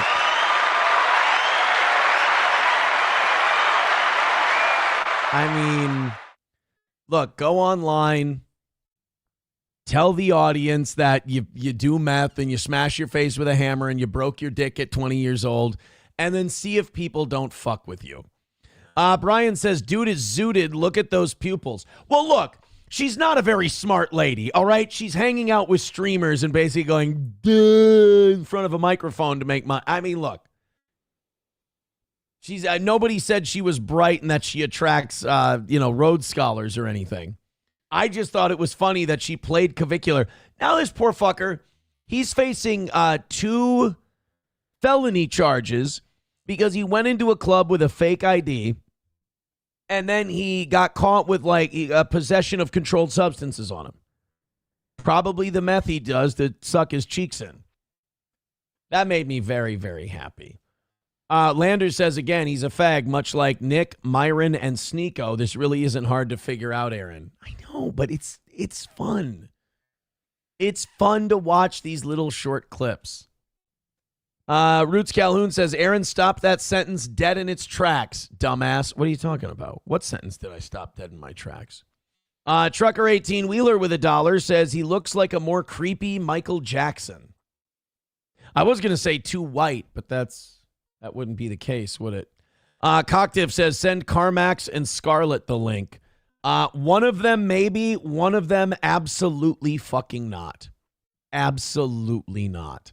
Bapa Shab says, Aaron is chin maxed. That's not very nice. Why am I reading this abuse for no money? Why? Psychologically, it's got to be something with me. YouTube's starting to pick up a little bit. Rumble, proud of you. Maybe we still got an outside shot at 300 tonight. Hit like, hit subscribe, and hit follow. I appreciate you. All right, let's do we did the Dershowitz thing. Oh, this is another U.S. representative. So, like, more people went today to the Justice Department to see the unredacted Epstein files. And, dude, we showed you the clip with Lauren Boebert today where Lauren Boebert got out of the Department of Justice after reading the files, and she seemed, like, legit shaken up. Like, she was horrified by what she read, and it got to her. I imagine being a congressperson, you're kind of desensitized a lot. Of course, Netanyahu's in the United States again for another meeting with Trump. Trump has to check in with his boss over all this Epstein. You don't think that Netanyahu is making a trip to the United States to talk to Trump about getting this Epstein stuff in order? Very interesting. It's Benjamin Netanyahu's 7th meeting with Trump in Washington, D.C. So basically, Netanyahu gets to call up our president and go, I'm coming to town. You have to meet with me. And he can jump the line and just go and sit down with Trump because he owns the place. But you don't think that he's coming to Washington, D.C. to say, it seems like everybody is starting to understand that we were behind the Epstein stuff. And I need to talk to you about, we need to drop a nuclear weapon on Iran so it distracts everybody. He's going to have to do something big. But Netanyahu's on his way. So anyway, I'm sorry. Lauren Boebert was at the Department of Justice yesterday. I just want to show you these two clips. And after she viewed the files, she looked like legit shaken up outside the department. Congresswoman, are you among the members who got to see the unredacted files today? Yes, I saw some of them, not all of them, obviously. And I'll be going back tomorrow to see more. Any reaction on what you've seen so far? I think that there's folks who are definitely implicated and co-conspirators. And, I don't think everyone there that was talking about underage girls being trafficked are victims. Got it. And do you support any? What she's saying is a lot of these people who were redacted are not victims. They're co-conspirators. And the reason that the Trump administration's FBI, including Bongino and Patel, were probably blacking out their names were because they had come out and told us there was no trafficking. There were no co-conspirators. There was no sex trafficking ring, which obviously turned out to be a lie, and it's way worse than we thought. So she seems genuinely shaken up about what she read. Clemency for Ghislaine Maxwell. She was saying that I do not. Okay. I think Ghislaine Maxwell should get more time, and she should definitely be in a harsher prison than what she's in. Nice. It's absolutely disgusting. Got it. Thank you. Good for her. So that was her. Like, again, emotional, shooken up. It proves she's human. It probably proves she's one of the good guys. She's one of us. Here is I believe, a Democratic congresswoman yesterday, Balint from Vermont, I want to say. And this was her response after seeing some of the unredacted Epstein files. Have you had a chance to review any of the unredacted files over at the DOJ, the Epstein files? I did. You did? Yeah, I just came from there. What can you tell us? There's a bunch of sick fucks. I don't care what party she is, dude. There are no parties anymore. There are no Republicans. There are no Democrats. There are good Christians and there are Satanists. This is a fight between good and evil. This is a fight between God and the devil. Whether you're religious or not, it doesn't matter. Atheists can't hide from this one. Call it whatever you want, but this is a fight between God and the devil, good and evil. There will be Democrats who are good and Republicans who are evil, and Republicans who are good and Democrats who are evil. You cannot break this down by party. This is about decent people who are shaken up by what they're seeing and people who can somehow live with this. From there. What can you tell us? There's a bunch of sick fucks. And I mean, she is a Democrat from Vermont. Protect this woman, protect Thomas Massey, protect Lauren Boebert. Say a prayer for these people because they're our only hope. Ro Khanna, same thing. Anything more that we don't know? I feel like that's pretty well established. I know. I think the part that is just so disgusting is that so many people knew. Did he have any ties to any intelligence agents? Here's the deal. Like, you can say Trump didn't do any of the trafficking. Trump didn't sleep with any of the underage girls. Fine. I'm even willing to grant you that. I don't give a shit. I'm not willing to fight over it. But he knew. He knew, and he didn't release this shit. He knew, and he ran cover for it. He knew, and he called it a Democratic hoax. That he cannot be forgiven for. That is, just because you didn't do the evil act, if you performed in service of the evildoers, you too have become evil. And what he did by calling this a hoax and delaying the release of these was really a shitbag move. We've established some in our reporting, but wanted to know based on the file. I only had about a half hour, so I'm going to go back again tomorrow. Okay. So mostly today I was just trying to go through a couple of documents that was particularly interested in finding out. What were those? One was related to whether or not Trump, had ever kicked Epstein out of Mar-a-Lago, as he claimed. What'd you find? It's not true. It's a lie. It's a lie. The one thing they did find on Trump is somebody said that he called the police to say that Ghislaine Maxwell was evil and Jeffrey Epstein was up to something. I don't know if they've confirmed that happened or not. But either way, the fact that someone asked her, hey, what happened when you saw it? What did you think? And she went, "They're all sick fucks." That is so. It's so nice to see these people not talk like politicians. It means that something in this thing reached them, and it got them. In the most disgusting, evil place in the world, Washington D.C. These people something made them emote. Hey, what'd you think of the Epstein files you saw? She didn't go, "Well, there's a lot of problematic people, and there's a lot of things we need to figure out." Nope. She just went, "Bunch of sick fucks." Good for her. Good for her. Brian says this should have caused a world war. Just goes to show how completely controlled our nation is. Give it time. Give it time. I think more people are starting to figure this thing out, and not everyone's going to move at the speed you want them to. I know over in Europe, shit's starting to go down. The UK's government is probably going to fall apart because of this. Keir Starmer might be out of a job because of this. People are already starting to resign over there. So we'll see. We'll see. Das Optic Nerve says his hair is Moses parting the Red Sea on his forehead, as Hobo pointed out earlier. Can we at least make some cock-sucking money if we're going to do this shit? Can we not go through the rhythm of morning show, yay, evening show, boo? You know me. I'm a reasonable guy. I don't mind the shit talking, but a couple of bucks for my effort and being such a good sport.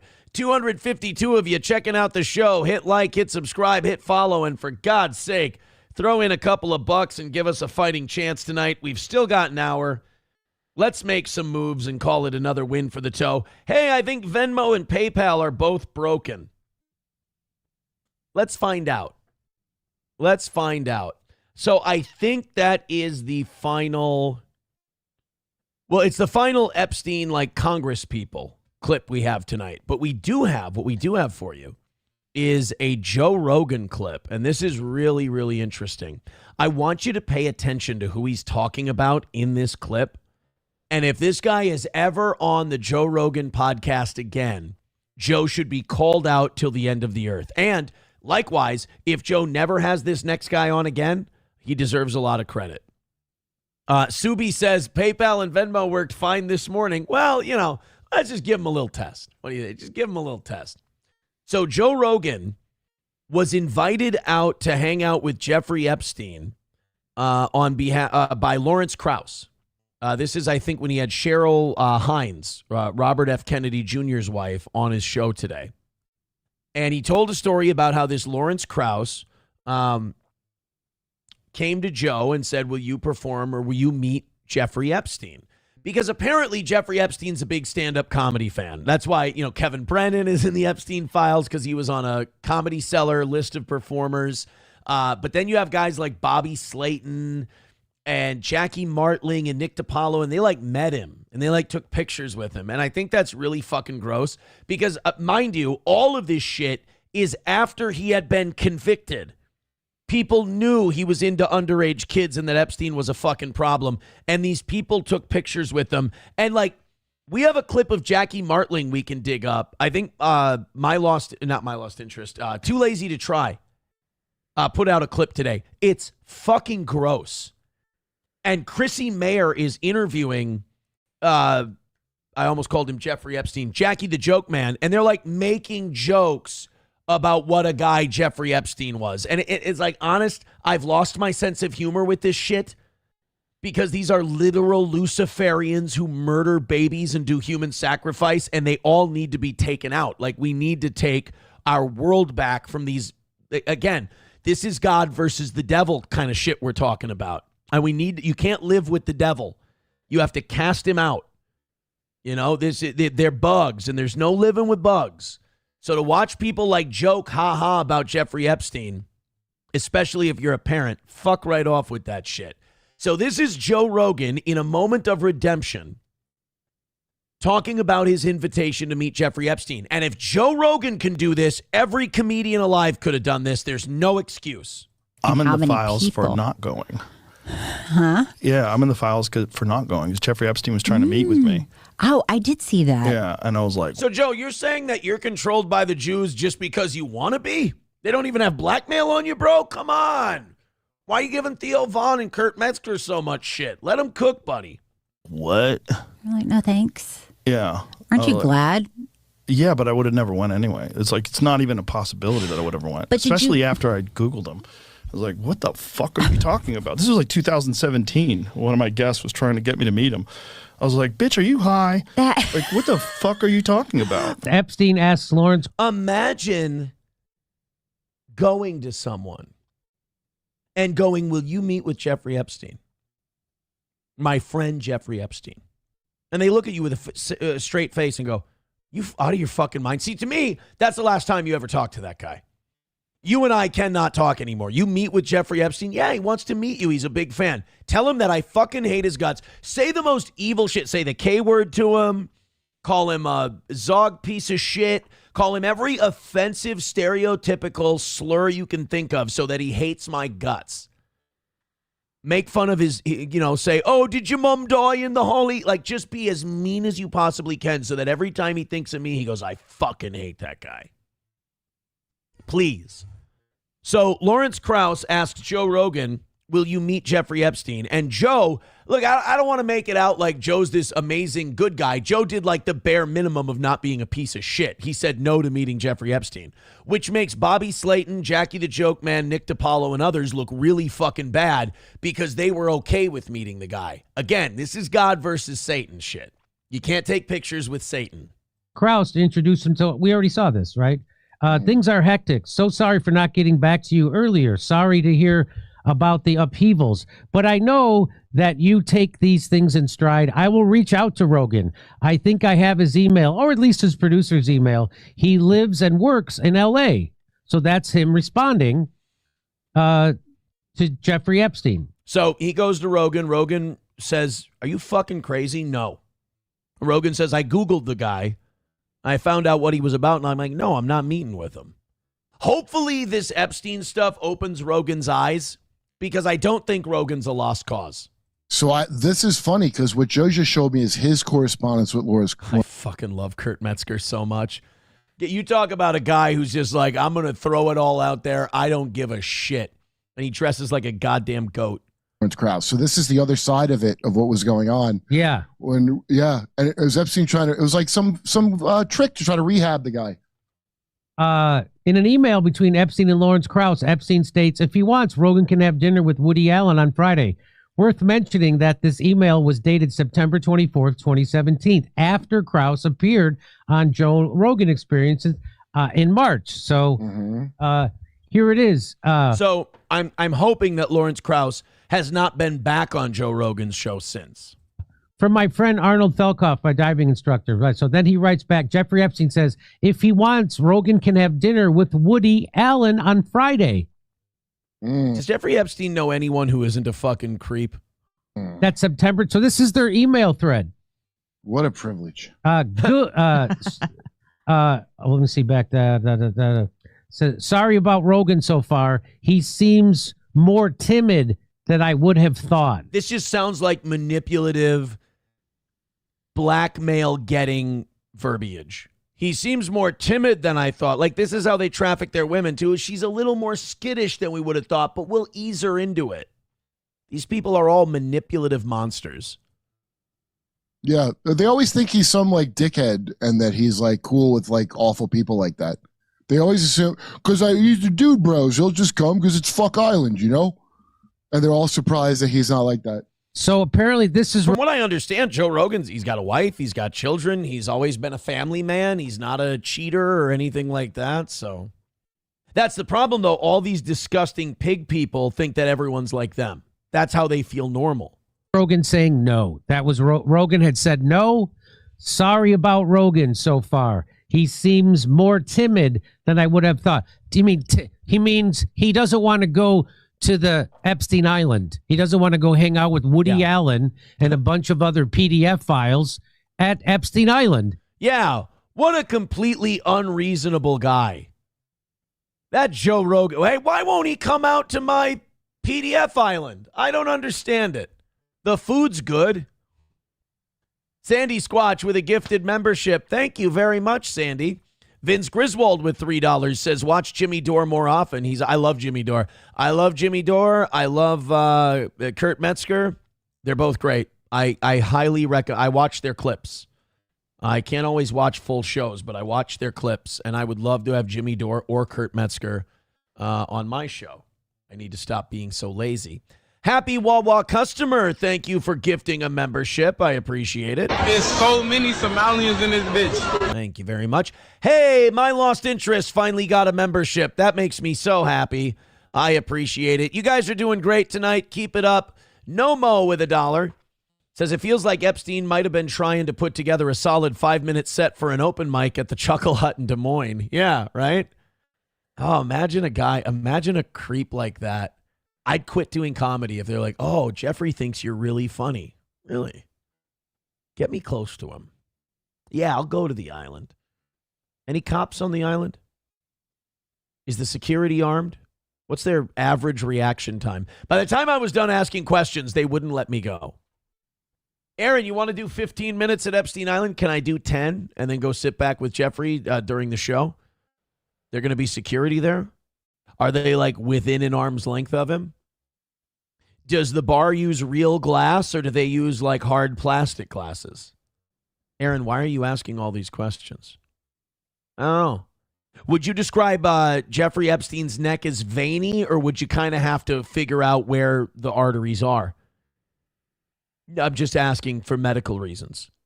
It's a hemophiliac, you know?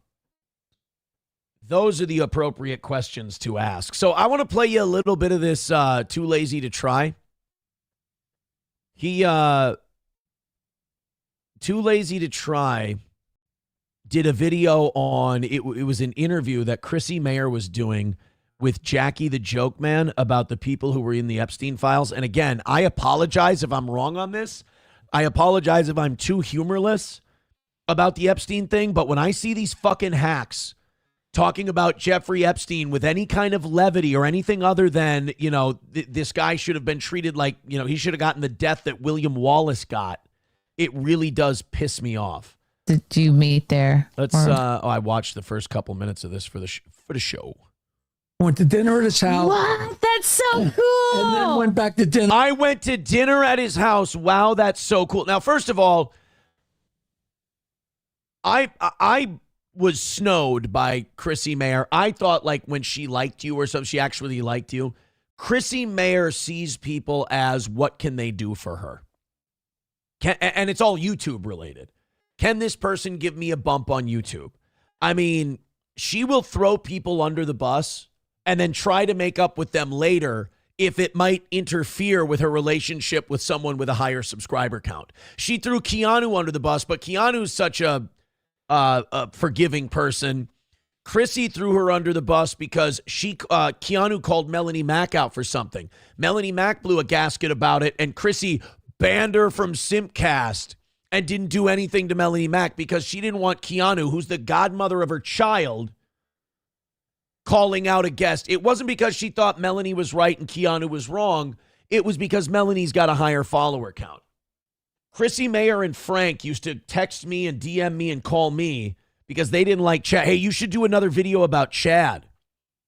Hey, that video you did about this guy. Oh, man, you should keep doing that. That's really great stuff. Hey, you should know this about Chad. And they try to feed you information. Now, I've said before about the Chad thing. I think if April wasn't here, I would have had a lot more fun with the Chad stuff. Because Chad and I were both radio guys. So we know where the lines are. We talk a lot of mad shit. And it, gets really, personal and shitty, but you're trying to be funny. We're professionals, if you will.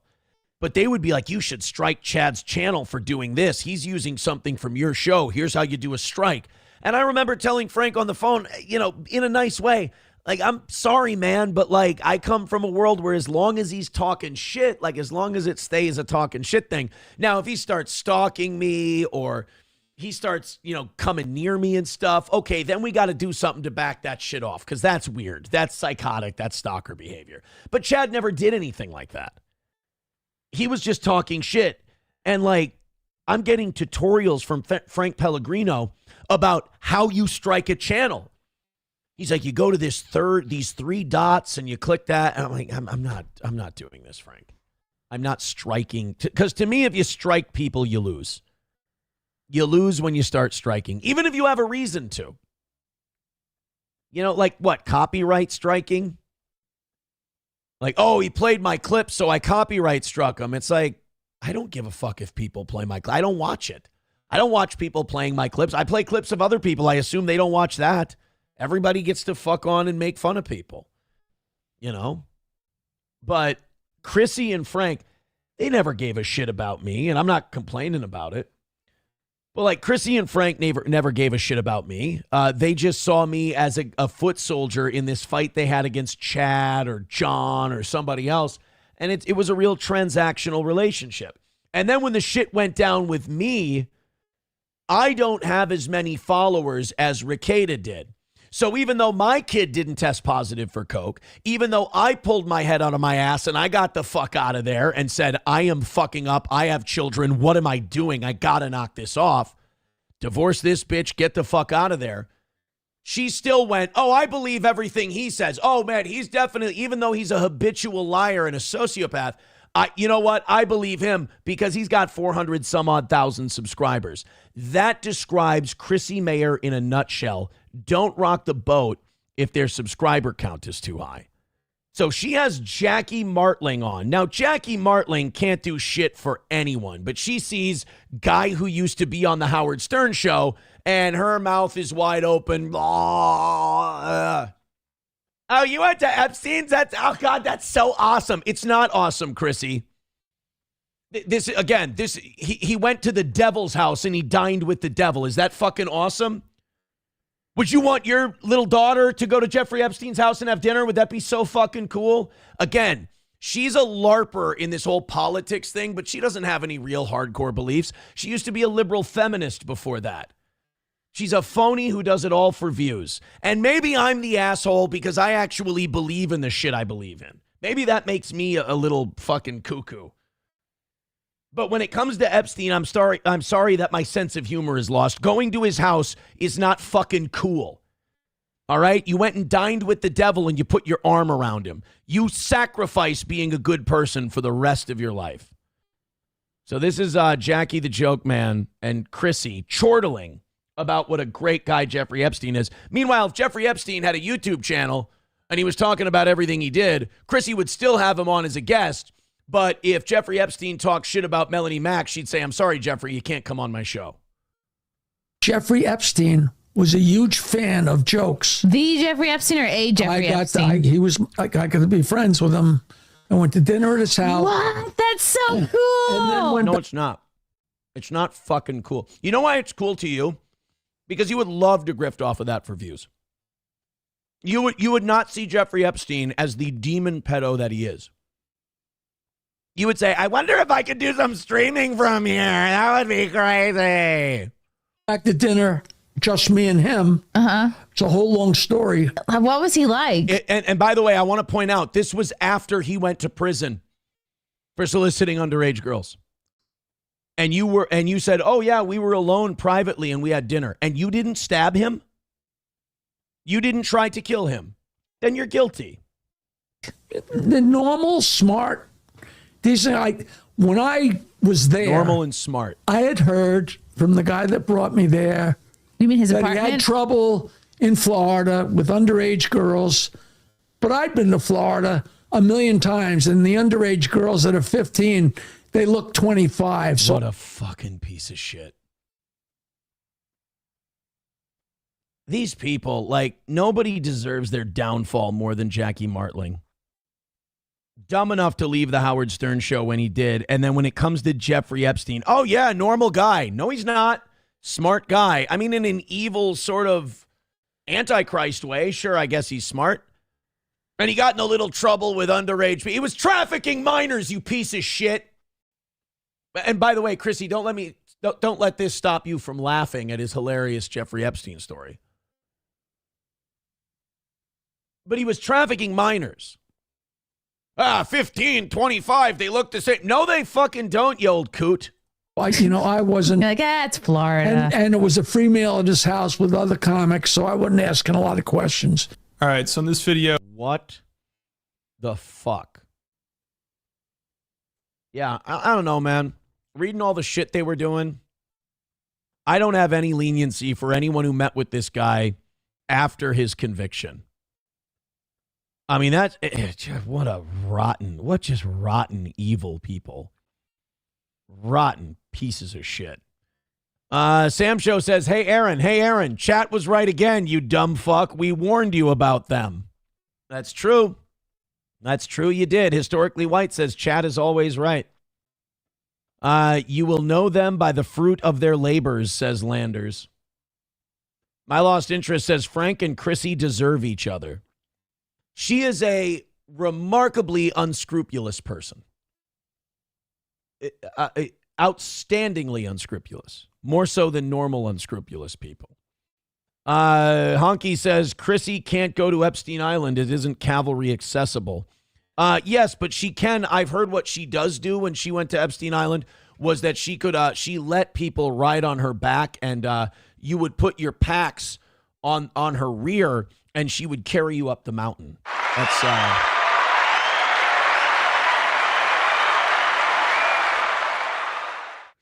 Nomo says it disturbs me that she's on neurotics, Friday Night Tights.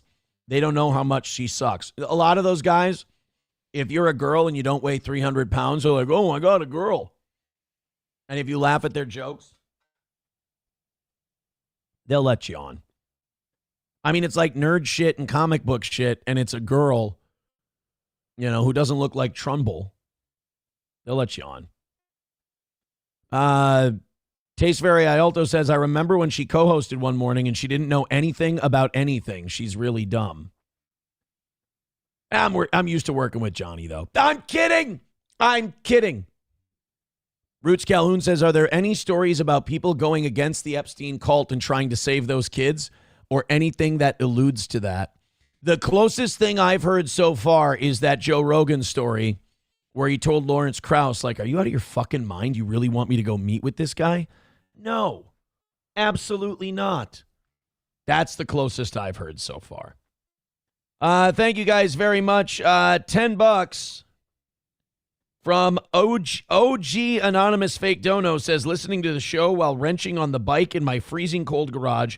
Maybe if I donated less to the show, I could afford a proper heater. I guess I'll never know. Well, I'm going to consider that a pity dono. So maybe will that make you feel a little better if it's a pity dono? I can't say that. I can't say that. Guys, keep going. A few more memberships. Oh, shit, I didn't take the last two off of there. Sorry about that. You guys are 14 memberships away from 500. If we get to 500 memberships, I have to go until 9 o'clock tonight. So this is fun. You could make me do a 3-hour show and then also simultaneously hand me an L. And believe me, I saw what the numbers were today with the memberships, and I was like, I would not put it past this crowd to do just that. Streamlabs, PayPal, Venmo, Super Chats, Rumble Rants. Go ahead and throw in just a little bit, and let's see if we can't get ourselves a win. Thank you to STC Pours for the $2. Appreciate it. Rachel says, yeah, disgusting. Redbird says, this is making me uncomfortable. Vince Griswold says, people say Anthony Bourdain and others were trying to expose it when they committed. Maybe. I mean, it's a good story, but Anthony Bourdain also had mental health struggles and stuff like that. So who knows? 288 of you checking out the show. Maybe I spoke too soon. Maybe we can get to 300 tonight. Rumble's doing great. YouTube's starting to come up, still lower than it typically is. But hey, hit thumbs up, hit like, hit subscribe, and throw a couple of memberships and super chats our way, and we got this shit. Hulkamasha Baby with $1 says, Nerdrotic has been through some shit in his life. The fact that he doesn't see through her kind of blows. Dude's really nice from interviews I've seen. Yeah, I mean, I don't know too much about the guy. I just know that shows like that, if you're a girl and you can make people giggle and you don't weigh 300 pounds, they'll bring you on. Let's do this Roseanne clip. You know, I said that we're in a struggle now of God versus the devil, good versus evil. And I'm going to tell you right now, I'm going to put it all to rest. I know Baba Shab says, nope, she's Jewish. She can't be on the good side. Roseanne's on the good side. Roseanne is at least on the anti-pedophile island side. All right? This is Roseanne giving an interview about what she thinks about the Epstein files. And thank God people are starting to say it in public, because saying that satanic baby murdering, human sacrificing cannibals are in charge of our country was something you said, and people would immediately start to clear the room and go, okay, this person's nuts. The fact that people are starting to say it out loud and aren't immediately met with ridicule is a step in the right direction. This is Roseanne. You know they eat babies. That is not bullshit. It's true. So it's not just the dogs and the cats, not just the pets. It's not just the dogs and the cats. They're full-on vampires. And everybody still thinks I'm crazy, but I'm not crazy. They're full-on vampires. They love the taste of human flesh, and they drink human blood. But enough about Bohemian Grove. The faggiest damn thing you've ever saw. Nixon's take on Bohemian Grove is still one of my favorite things a powerful person has said about the Illuminati. Went down to that Bohemian Grove a couple of times. Faggiest damn thing you've ever seen. So Roseanne says they're vampires. I mean, again, tell her when she's telling lies. They do, Tucker. Stop staring at me like that. You're freaking me out, man. Because you spent your life in the entertainment business, so I think you have some authority on this. So many kids that I was in mental institutions with over the years, they are all from those cults. And they've covered it all up. And dude, it's really gross now to see like these live events and you see all these celebrities there. And you're like, these guys are all Satanists. Like, these guys are all human sacrificing monsters. I saw, and like, the more entrenched they are in Hollywood, the more likely it is that they've done it. Like, one of the guys who I think is probably a good guy and said no a lot, Brendan Fraser. Notice they kicked him out of Hollywood for like 10 or 15 years. Probably because he wouldn't be a baby-eating vampire. No, I just pray. And then what did they do when they brought him back? big old giant fat guy, and they made a mockery of him as a big old giant fat fuck. I mean, and then they gave him an award for being a big old giant fat fuck. God, I'm just going to pray to God that he opens everybody's eyes in this country. By the time we go in to vote for Trump, that he will open up everybody's eyes and they will stop pretending. Well, she was wrong about that one. Trump has tried to cover it up. Trump has tried to cover for these people. And Massey and Ro Khanna and Marjorie Taylor Greene and others kind of forced his hand. His falling poll numbers kind of forced his hand. And look, man, he gets credit for signing the bill into law. But I also don't think we should forget when he said it's a Democratic hoax. It wasn't a Democratic hoax. They're vampires. Pretending to be asleep. You know what they say? You can't wake people up that are pretending to be asleep. But I pray to God, please wake up even those who are pretending to be asleep with the irrefutable truth of what the worst people on this planet are really up to. They are really up to that. They're doing it. They're doing it. And, I see that in people I know, my parents and others, and I empathize with them. They don't want to ignore it. But it is so disgusting, the things that you find out, like the truth of it, that you don't want to know. Because a lot of these people feel like there's nothing we can do about it anyway, so, we'll leave it alone. And I get that. But God, I'd rather live in a world where I know exactly what's going on, and it does change me, because it does, than actively try to forget about it and act like it's not happening. I can't do that. Todd Fox with $5 over on Rumble. Thank you very much, Todd Fox. Hey, guys, that's one $5 drop. Let's go ahead and give that chat a golden shower. Memberships and $5 drops. Thank you so much. Thank you. I have 3 of these steel toe stickers left for anybody who throws in 5 memberships or $20. We're going to mail you one of these steel toe stickers. So thank you very, very much. We're still a ways away, but maybe we can knock this out. A little more generosity, and we'll have this thing banged out for tonight. And we'll stay on our perfect week. Streamlabs, PayPal, Venmo, Super Chats, and Rumble Rants. While you're here, hit like, hit subscribe, hit follow. Maybe we can get to that 300 tonight. We've still got plenty of stuff. Oh, did you see a lot of people have been talking about the Ring doorbell ad that played on the Super Bowl, and people are talking about just getting rid of their Ring doorbell ad, or their Ring doorbells. They're like, no, I didn't know that it was fucking mass surveilling everyone. Now, I think that's a little disingenuous, because it's like, what? You thought that there was this company that was just building you a doorbell camera, and they did it because, gee golly, gee whiz, we just want you to be safe? I mean, of course they were going to be selling information, and they were going to be taking a look at you. I mean, it's kind of silly to think that they weren't. But let's take a look at the Ring doorbell commercial and what people are talking about that's causing people to get rid of them and deactivate them. Pets are family, but every year 10 million go missing, and the way we look for them hasn't changed in years.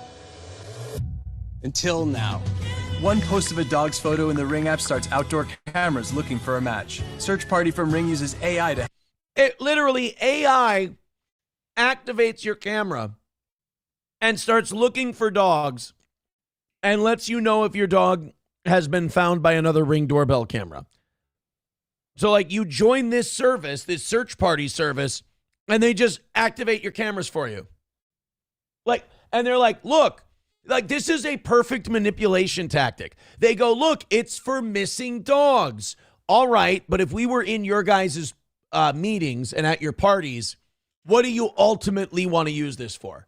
Well, to mass surveil our citizens. Of course you do. That's what you want to do. You can tell that that's what they want to do because of the bullshit way they shoehorned this in. Missing dogs, am I right? Look at how many of our dogs go missing. You love your dog, don't you? Oh, you do. Who doesn't love their dog? And look at this stupid asshole just, staple gunning a flyer to a light post. Come on, let us mass surveil all of our citizens. And by the way, do you think when they start using this search party app for reasons other than looking for your dog, do you think you've signed a thing that says they have to notify you that they're changing why they're activating the search party thing? Nope. You've signed it over.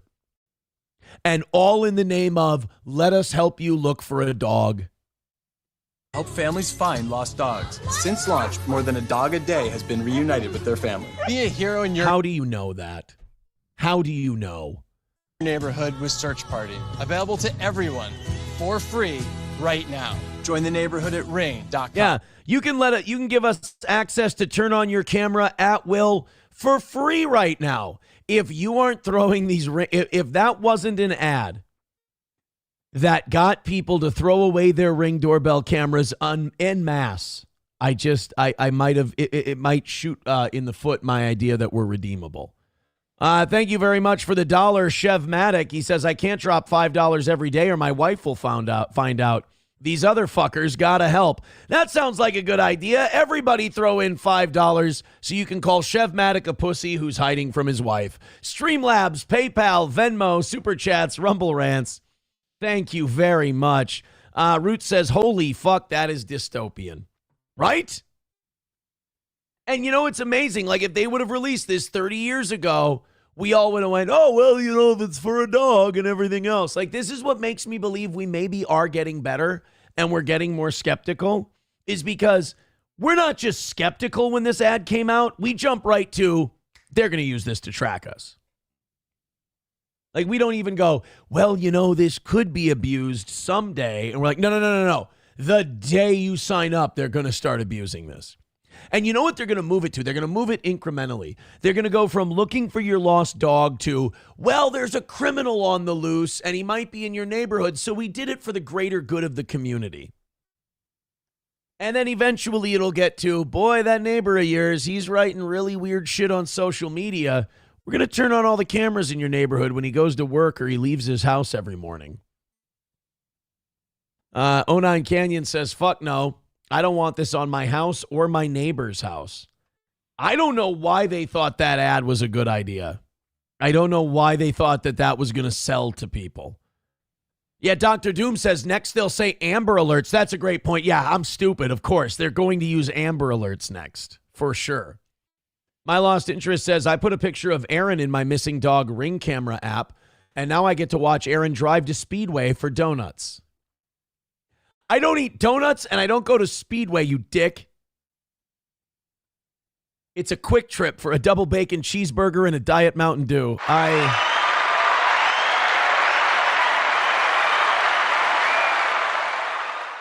Phil Herslit says, wait, we could put 5 cams on all of Aaron's chins and we get every angle.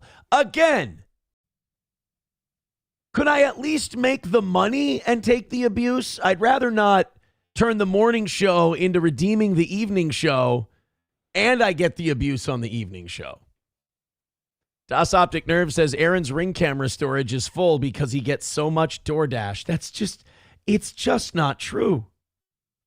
I do not get DoorDash. I don't. I go out and I get my stuff. Sam Show says, why do you think this ad works? Because Americans are fucking retarded. I know. And I'm trying to pretend they're not. Did you see this fucking idiot JLR Investigates and what he did with the Nancy Guthrie thing? God, this was so stupid. So the Nancy Guthrie's house is currently a crime scene. They're looking for clues of, you know, how she disappeared, who took her. You saw that video they released now where there's people fucking with the camera, masked men fucking with the camera. They're not sure who did it yet. I heard some people with their conspiracy theory that Nancy Guthrie's daughter, not Savannah, but another one, took the mom. I have no idea. But this dickbag apparently ordered pizza to be delivered to Nancy Guthrie's house. And I can't say this loud enough. Fuck you, dude. Came from Where FBI exactly? Director It's a Kash circle Patel. driveway. Where He exactly said this over the person last parked 8 isn't days, the clear. FBI Look at that. There's just some schlubby pizza delivery guy who has no idea what he's walking into is walking directly into a crime scene with a pizza order. It's clearly not at the bottom of the walkway down to the driveway. It's kind of stuck out to me because I thought, that would be clearly a piece of from evidence Nancy that Guthrie's home officers would that love may to have have been what kind lost, of car we're corrupted, looking or for, right? inaccessible due to This is like when Forrest Gump walked into college when it was being desegregated and all the white students stayed outside and the black students went in and Forrest, ma'am, you dropped your book. Forrest just looks at everybody, waves at them, and goes into the school with the black kids. He didn't know what was going on. He had no idea this was a big civil rights moment. He just went to class. That's this pizza delivery guy. He's like, oh, I'm just here just making my deliveries. Weird that there's so many lights and cameras and trucks out here. Well, anyway. variety But of factors, again, including keep speaking to the of these recording devices. The video was recovered from residual data located in back-end systems. Working with our partners as They had to yell at the guy. The police, the poor guy, the police yelled at him and told him to get the fuck out of there because it's a crime scene. Meanwhile, some dickhead, some independent journalist, one of his viewers apparently had it delivered. The journalist guy had no idea it was being done. The pizza guy had no idea what was being done. So now he just looks like a stupid asshole. Bong Time says he's being punked. Big time. Big time. You feel bad for him because, again, it's not like he's like, oh, I'm going to go fuck with this crime scene. Just a guy doing his job. Hey, by the way, start your conspiracy theories. Catherine O'Hara, Beetlejuice mom, all those fantastic movies. She died of, I believe, shut the fuck up. I am busy right now, not doing a good show and losing. Catherine O'Hara's cause of death was revealed. A pulmonary embolism with rectal cancer as the underlying. Oh, that's interesting. No, it says up here blood clot in the lungs. Pulmonary embolism, rectal cancer is the underlying cause, but she passed away from a blood clot in the lungs. I'm reading the responses to this today, and I shit you not. There's still people in the chat going, I wonder if she was COVID vaccinated. It's like, all right, she had ass cancer ripping her apart. She had an embolism and a blood clot in her lungs. There are many deaths where a basketball player, otherwise healthy, just drops dead in the middle of the court. And you can go, oh, I wonder if this is myocarditis related. This is interesting. But you can't take a 75-year-old woman who has butthole cancer and has a pulmonary embolism and then go, I wonder what they're hiding. I think Catherine O'Hara, she had enough ailments that I think this one's legit, you guys. Redbird with $1 says Aaron walks 50 feet to his car so he doesn't feel as guilty about pigging out on a deep dish pizza. If he sat on his couch waiting for it, he might get fat. Thank you. Bong Time says COVID-19 vaccine working well. I see there, Catherine. She was just an old lady rotting out from ass cancer. Look, I love a good conspiracy theory as much as the next gal, but it's ass rot from cancer, and that's all it was. Guys, we are heading towards an embarrassing evening. I'm going to say, maybe even more embarrassing than last night. Show has been good. You guys have been funny. If you all get together and decide who's going to throw in a few bucks, we can make this thing go, but we need to start rallying up. So, and I've been pretty nice about it too. Streamlabs, PayPal, Venmo, Super Chats, and Rumble Rants. The morning shows have been so amazing this week. They've been some of the easiest shows we've ever had to do. Evenings have been a bit of a struggle. Hit like, hit subscribe, and hit follow. But please, if you can tonight, gift some memberships. I think we're 14 memberships away from 500. If we get to that, if we knock out that, get to that 500, we get an extra half hour. So I have a fighting chance at not being a failure tonight. I'd like to repeat last week's perfect week. That would be stellar. So we do have the first video and images. Apparently somebody must have had a lost dog in Nancy Guthrie's neighborhood because we got her Ring doorbell camera. And apparently a giant fly is responsible for her abduction, or a large ant that walks upright, a bipedal ant is responsible. This is they think these are the people who, if they didn't take Nancy Guthrie, they ran the setup for the people that did. Here you see a masked guy, so probably Kanye. And he's going to block out the Ring doorbell camera, but he's going to do it like a complete fucking retard. By just putting his hand over it or something. Seems like an effective guy. Uh-oh. What are you doing? What are you doing? Did you just put a bunch of branches and twigs over a Ring doorbell camera? You don't have tape? You don't...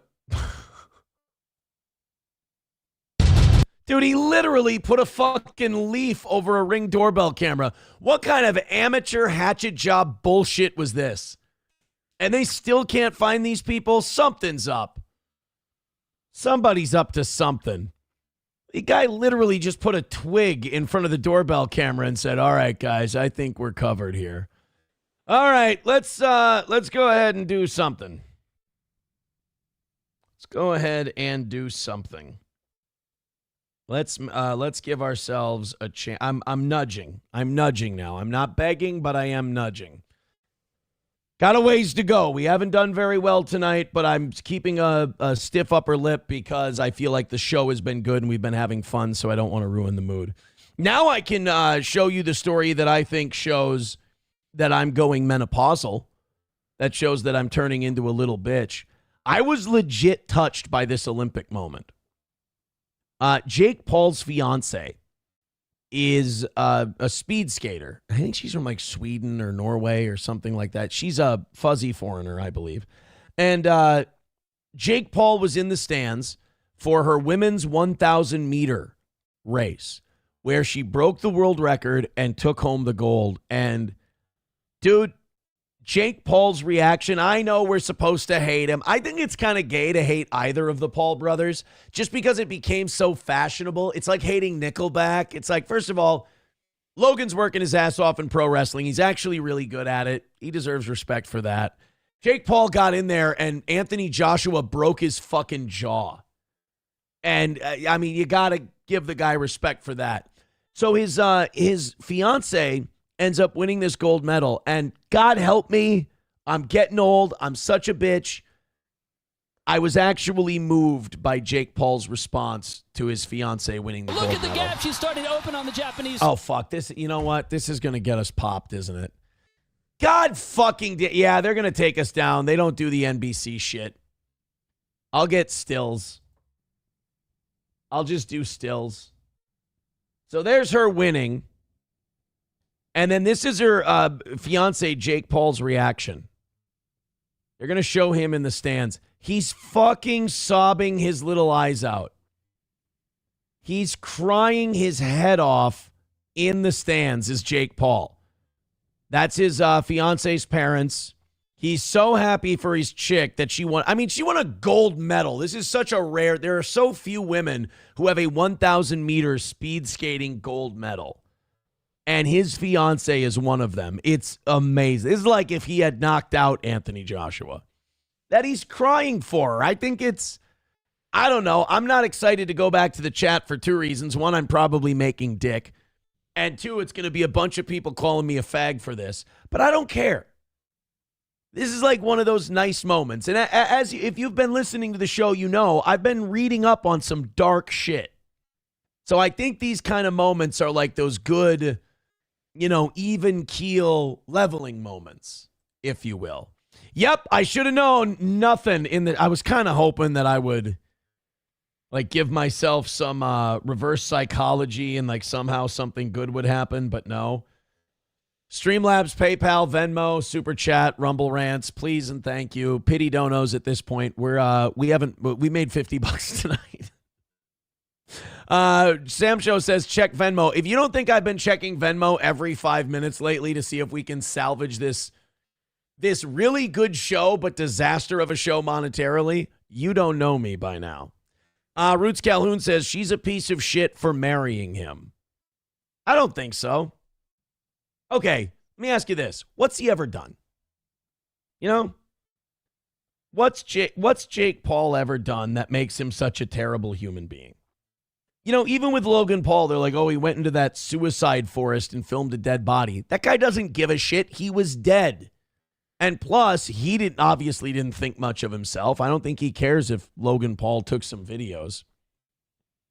09 Canyon says there is nothing wrong with that. A gold medal in the Olympics is like having a baby as far as meaningful moments go, and it's way more rare. That's true. You can't jizz in a woman's vagina and a gold medal comes out. That is an accurate statement. You know, you never dropped a load in a woman and 40 weeks later. Oh, look at that. Look at that. Solid gold. In fact, if I came inside of SP and 40 weeks later a baby came out and the color was solid gold, I'd be very upset. Very upset. Bapa Shab says, watch me. I mean, practice all you want. Try, drop loads in women and see if a gold medal comes out. But I don't believe that it's scientifically possible. Again, feel free to prove me wrong. This next story, a high school track athlete won first place in a girls' long jump competition. Her name is A.B. Hernandez, a senior at Jurupa Valley High School in Riverside County, recorded a jump of 39 feet 10 inches. Second place was 39 feet and 3 1/4 inch. Blew him out of the water. Beat him by almost 7 inches. They measured using my dick at the California Winter Championships. Now, for those of you who aren't familiar with, this was triple jump, not long jump. A difference of about 7 inches is huge. Most competitors at that level simply cannot close that kind of gap. That creates a standing record that most young female athletes will be unable to overcome. That's amazing, right? I mean, that's really incredible. Congratulations to this A.B. Hernandez for setting a new California high school women's triple jump record. Would you like to see A.B. Hernandez, this amazing athlete that broke a record? Take a look. Oh.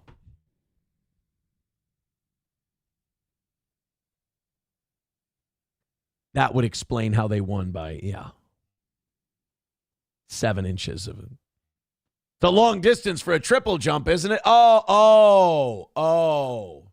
Okay, the more muscle mass in the legs and the longer legs for the okay.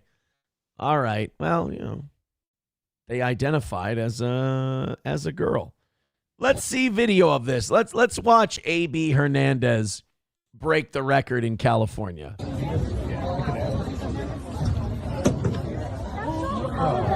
Oh, wait a minute. That doesn't count, does it? If you fall on your ass, that's... I thought if you didn't stick the landing, the jump doesn't count. Hernandez of Rupa Valley High School. All right, now wait a minute. I know we're looking at this and we go, that looks like someone with male bone structure. Let's let him talk. I'm sure this is all a big misunderstanding and we're overreacting. Amazing. 3 wins today. What was the SMR? SMR, long, triple, and then I have high later. And oh, for fuck's sake. You still got the high jump. Amazing performances so far. How are you feeling just about how the day went today at the Ontario Relays? Very excited. I don't know. I did not, after long, I was like, oh, maybe I'm not going to do as good as triple, but I'm glad that I performed pretty well, and I'm just excited. What do you think really clicked today in the triple jump? My cock. It was my dick that really did most of the work, it can helicopter when I need a few extra, centimeters on my leap. It's really something. $1 from Redbird says, look into the food products that they market to children. Most are toxic and some come with black mold. All right, you can just tell me that the story I chose was really fucking boring. All right, I appreciate the $1. That's very, very nice of you. But I mean, by sending $1 and sending in something that is completely not apropos to anything we're discussing, I get the message loud and clear. Hobo Chili Recipe says, Aaron, smash? Okay, let me say this. I wouldn't, but would you believe me? I just have a feeling that with this audience, it really, once you ask me that question, I've already lost. Because obviously my answer is not in a million years. Absolutely not. Number one, they are a high school student. Number two, they're a trans and I don't go that way. But now that I've said that, I have a feeling that, see, Hobo goes, wow, there was hesitation there. Thank you, Subi, for gifting a membership. Guys, golden shower before the rally. We need a nice, warm golden shower before the rally. You see that yellow in the chat up there? Fill the chat with yellow. Let's make a golden shower go so we can have a shot at, I've kind of given up on winning tonight. I'm just kind of trying to bring it in for a respectable landing at this point. That also makes us 13 memberships away from 500. Guys, everybody throw in a membership right now. Let's get 13 of them. Don't worry, I'll still post an L tonight. But what it will do is it'll give you an extra half hour of being mean to me. And quite frankly, at this point, anything that gets us away from the shitty evening we've had so far, monetarily, is okay with me. So thank you, Subi, for gifting that membership. Let's keep gifting memberships. 262 of you checking out the show right now. Hit like, hit subscribe, and hit follow. Guys, follow Subi. Gift those memberships. Streamlabs, PayPal, Venmo, Super Chats, Rumble Rants. Let's give ourselves a chance. At the very least, get us to the $100 mark tonight, so I can feel like I accomplished something. All right, a couple more stories. Let's do the Bill Maher, Adam Carolla thing. I thought this was good. Proving that as you get older, you become more estrogen heavy. Bill Maher was talking to Adam Carolla. Now, remember, I believe both of these men are in their 60s.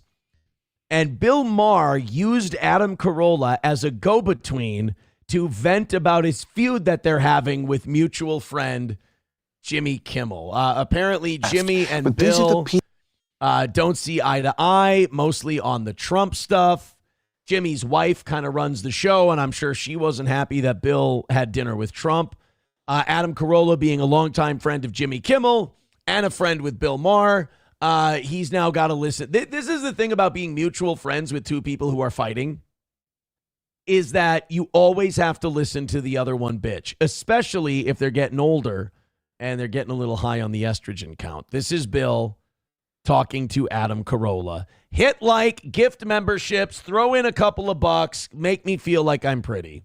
People who just can't talk to you unless you're exactly there. Whereas the Republicans, they always fucking come to my show. John Kennedy from Louisiana was on last week, took his beating like a man, like they all do. And we came across lovingly and smilingly and happily, and we can disagree. I agree. You and I aren't always completely on the same page, although we're very close because we're both smart. In fairness, they're both like old, cranky guys. So I feel like as they get older, Bill and Adam they coalesce around similar topics. Smart guys. But, like, I just don't get that from and Jimmy, I'm sorry. Like, I think this is one of the nicest guys. I did a mea culpa when we exchanged emails, not about what he was complaining about, but just saying, like, sometimes I am a little brash about me when they compare me with the other late night guys. And I'm like, I'm not like you guys. I'm not. You could all exchange. I mean, think about this. Adam Carolla comes on this show and he's like, we're going to talk about hot topics. We're going to talk about politics. We're going to talk about America. And now Bill is like, your friend Jimmy, and he's kind of being a dick. And like, I wrote to him and I was like, well, I can kind of be a dick, but like, sometimes you're a dick. And Adam, don't you think he's kind of being a bigger dick than I am and that I'm not as big of a dick. Like, I empathize for Adam Carolla in the role he's in right now because it is just fucking exhausting to hear this kind of shit. It's if you're Adam Carolla, your advice should be, I feel like you two should talk about this. Your monologues, all of you, and no one would know the difference in tone. Tone, okay? Tone, yeah. Whereas me, I'm not there. I'm not agree. in on your. I don't. Adam's trying to interrupt because he's like, and there's about 500 other things I'd rather listen to and talk about than you sitting there telling me that Jimmy Kimmel's a piece of shit. I don't care. Just buy into the left-wing bullshit. And I never stop making fun of the right-wing bullshit at all. Right. And, like, if that's not good... Yeah, Bill, I feel like this is a conversation you're supposed to be having with your therapist and not with me. Enough for you, then I think you're the asshole. And I don't think Jimmy... Donate $100 to the show if Bill starts crying. He is an asshole. No, I think he's a great guy. And it bugs me that, you know... because of what the latest thing was that, you know, we may never talk. You guys should be thick as thieves and on the same page. If I'm Adam Carolla right now, well, maybe you guys should just fuck and get it over with. That might help the situation. And I'll tell you something interesting, talking about left and talking about right and in disagreements. Tucker Carlson once, and this is probably about 6-7 years ago, I said, Tucker, why don't you get together a network of Republican or sort of conservative? Why don't you put together your own kind of conservative network? And he said, it won't work. And I said, why not? He said, they all disagree with everything each other is saying all the time. That's kind of the thing with libertarians, too. They argue about everything. But notice how Adam Carolla is just like, I want to change the subject into anything but Bill Maher bitching to me about our mutual friend. I want nothing to do with the girl band drama. Thank you very much. Poor Adam. Poor Adam. Just got kind of pulled into that one. Yankee gifting a membership, and Subi got it. Thank you, Yankee. All right, let's try and rally, guys. I mean, honestly, if you can just get about $35 in here and we can take a $70 L tonight, I would be happy. If you liked tonight's show, now is the time to show it in the form of donations.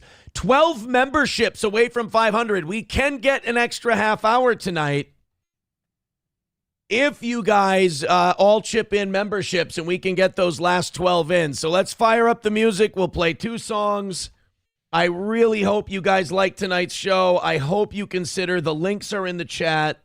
Streamlabs, PayPal, Venmo, Super Chats, Rumble Rants. The number is $105. So the evening show, you know, we go through these phases. It was the morning show a while back. They're killing it now. Evening show not doing so hot. Numbers-wise, fine. Quality of show-wise, I like it. But I understand it's a tough time. But goddamn, if you could just drop a $5 on the toe and you all do it, we're going to be okay. 105, I'm not going to, bag and sweat and everything tonight because I don't think we're going to hit. But I would like to get this down to a respectable number tonight. So Streamlabs, PayPal, Venmo, Super Chats, Rumble Rants. Here we go. Where's my horn?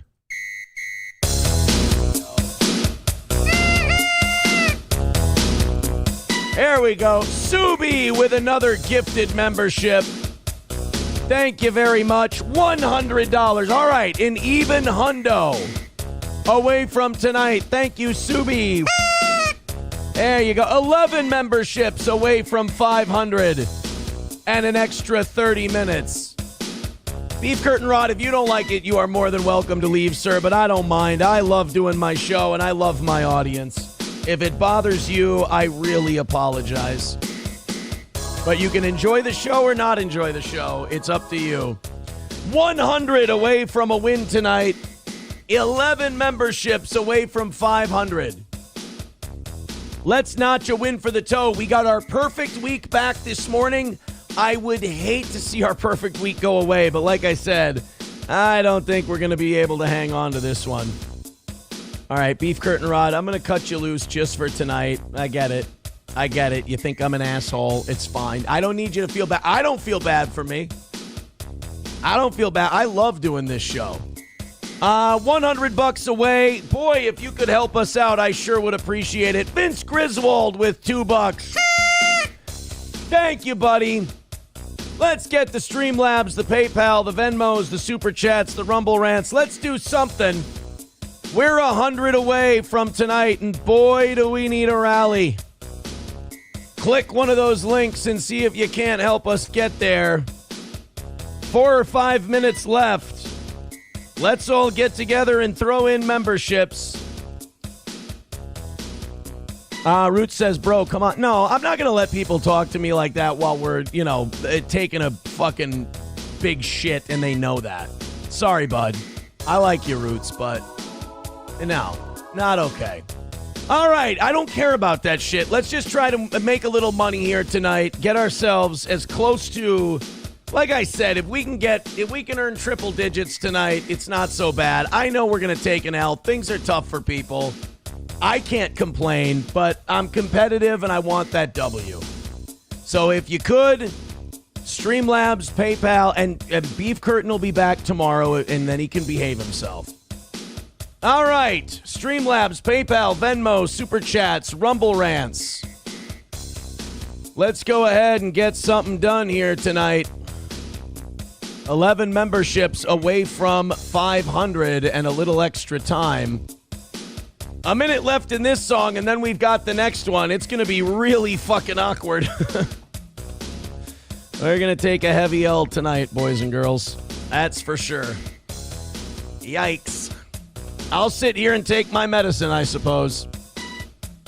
I'm not supposed to be here, says, why the fuck is everyone not telling Johnny to run from that ginger bitch? They're too busy enjoying my defeat tonight, I think. They're too busy enjoying the steel toe struggle. People like that part of the show. Exculpate says, you got an EBT link? I can donate. Whatever you can do, guys. Streamlabs, PayPal, Venmo, Super Chats, and Rumble Rants. Looks like 2 nights and 2 losses for the toe. Yikes. $100 away. Hey, look at that. We might have ourselves a little chance. Daniel with $50 says, nice to catch you live for once. Thank you, Daniel. Oh.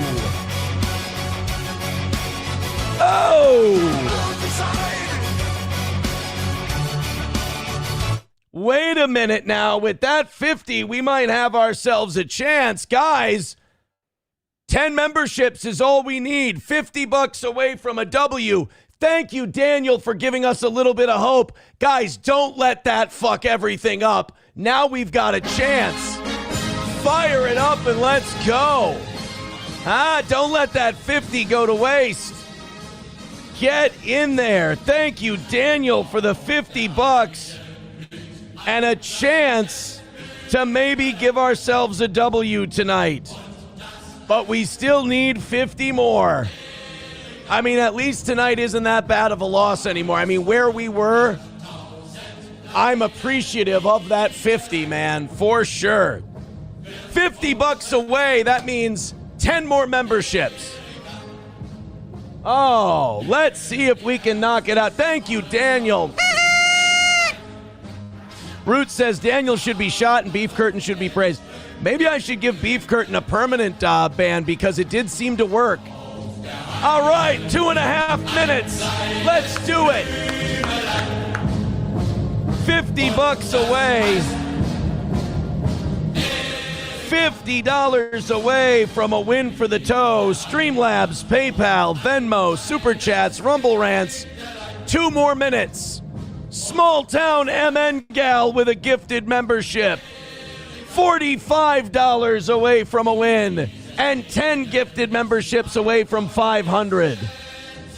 Oh boy, come on guys, I know you can do it. I know you've got 5 memberships in you. And then another one of you has got another 5 memberships in you. We got this thing. $45 away from a win for the toe. Let's go, baby, let's go.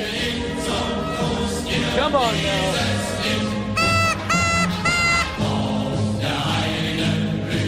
Everybody who throws in $20 tonight gets themselves one of these steel toe stickers mailed out to them as a thank you. Let's go. 1:20 left in the clock.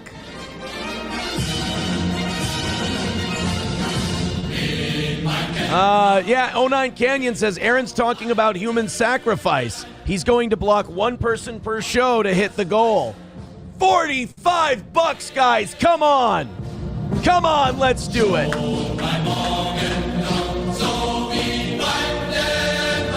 Sam Show says, why is it never a chick's name? Where's Stephanie when you need her? Come on, guys, $50. At least that loss isn't so bad. At least the $45 L is a little easier to stomach. Come on, let's go. They're mad. They're acting like that was a fake dono. If I was going to fake the dono, I'd make it $100 and I'd call it a win. I wouldn't give myself a $50 donation and then still lose tonight. Are you out of your mind? All right, we got 10 seconds left, guys. Streamlabs, PayPal, Venmo, Super Chats, Rumble Rants, $45 away. Looks like we're going to take an L tonight, but goddamn, it's a lot better than where we were before. I'm never happy about an L, but a $45 L, I can handle that one. I must be in a good mood tonight. Hey, if you're a little bit behind and you still feel like clicking that link and tickling the balls a little bit, I'm not against it. Streamlabs, PayPal, Venmo, Super Chats, and Rumble Rants. Let's give it one last look-see before I get out of here and accept my fate. Well. $45 away. Hey, you guys did better than last night. And the morning show kicked fucking ass today. So maybe it's their turn to carry you guys a little bit. But hey, I'll be up the rest of the night. If one of you wants to knock out that last 45, I'm okay with it. Hey, watch this before I leave. Papa Shab says in the chat, check Venmo. Now, I know there's nothing in Venmo, but I'm still going to check it anyway so he can get... Look, the guy wants a laugh. Nothing in the Venmo. Oh, damn you. Steel Toe Media Inc. on Venmo. All right, guys, take it easy. Have a great rest of your night. We will see you soon. And I am expecting one of you to play hero while I'm asleep. See you tomorrow at 6 in the morning.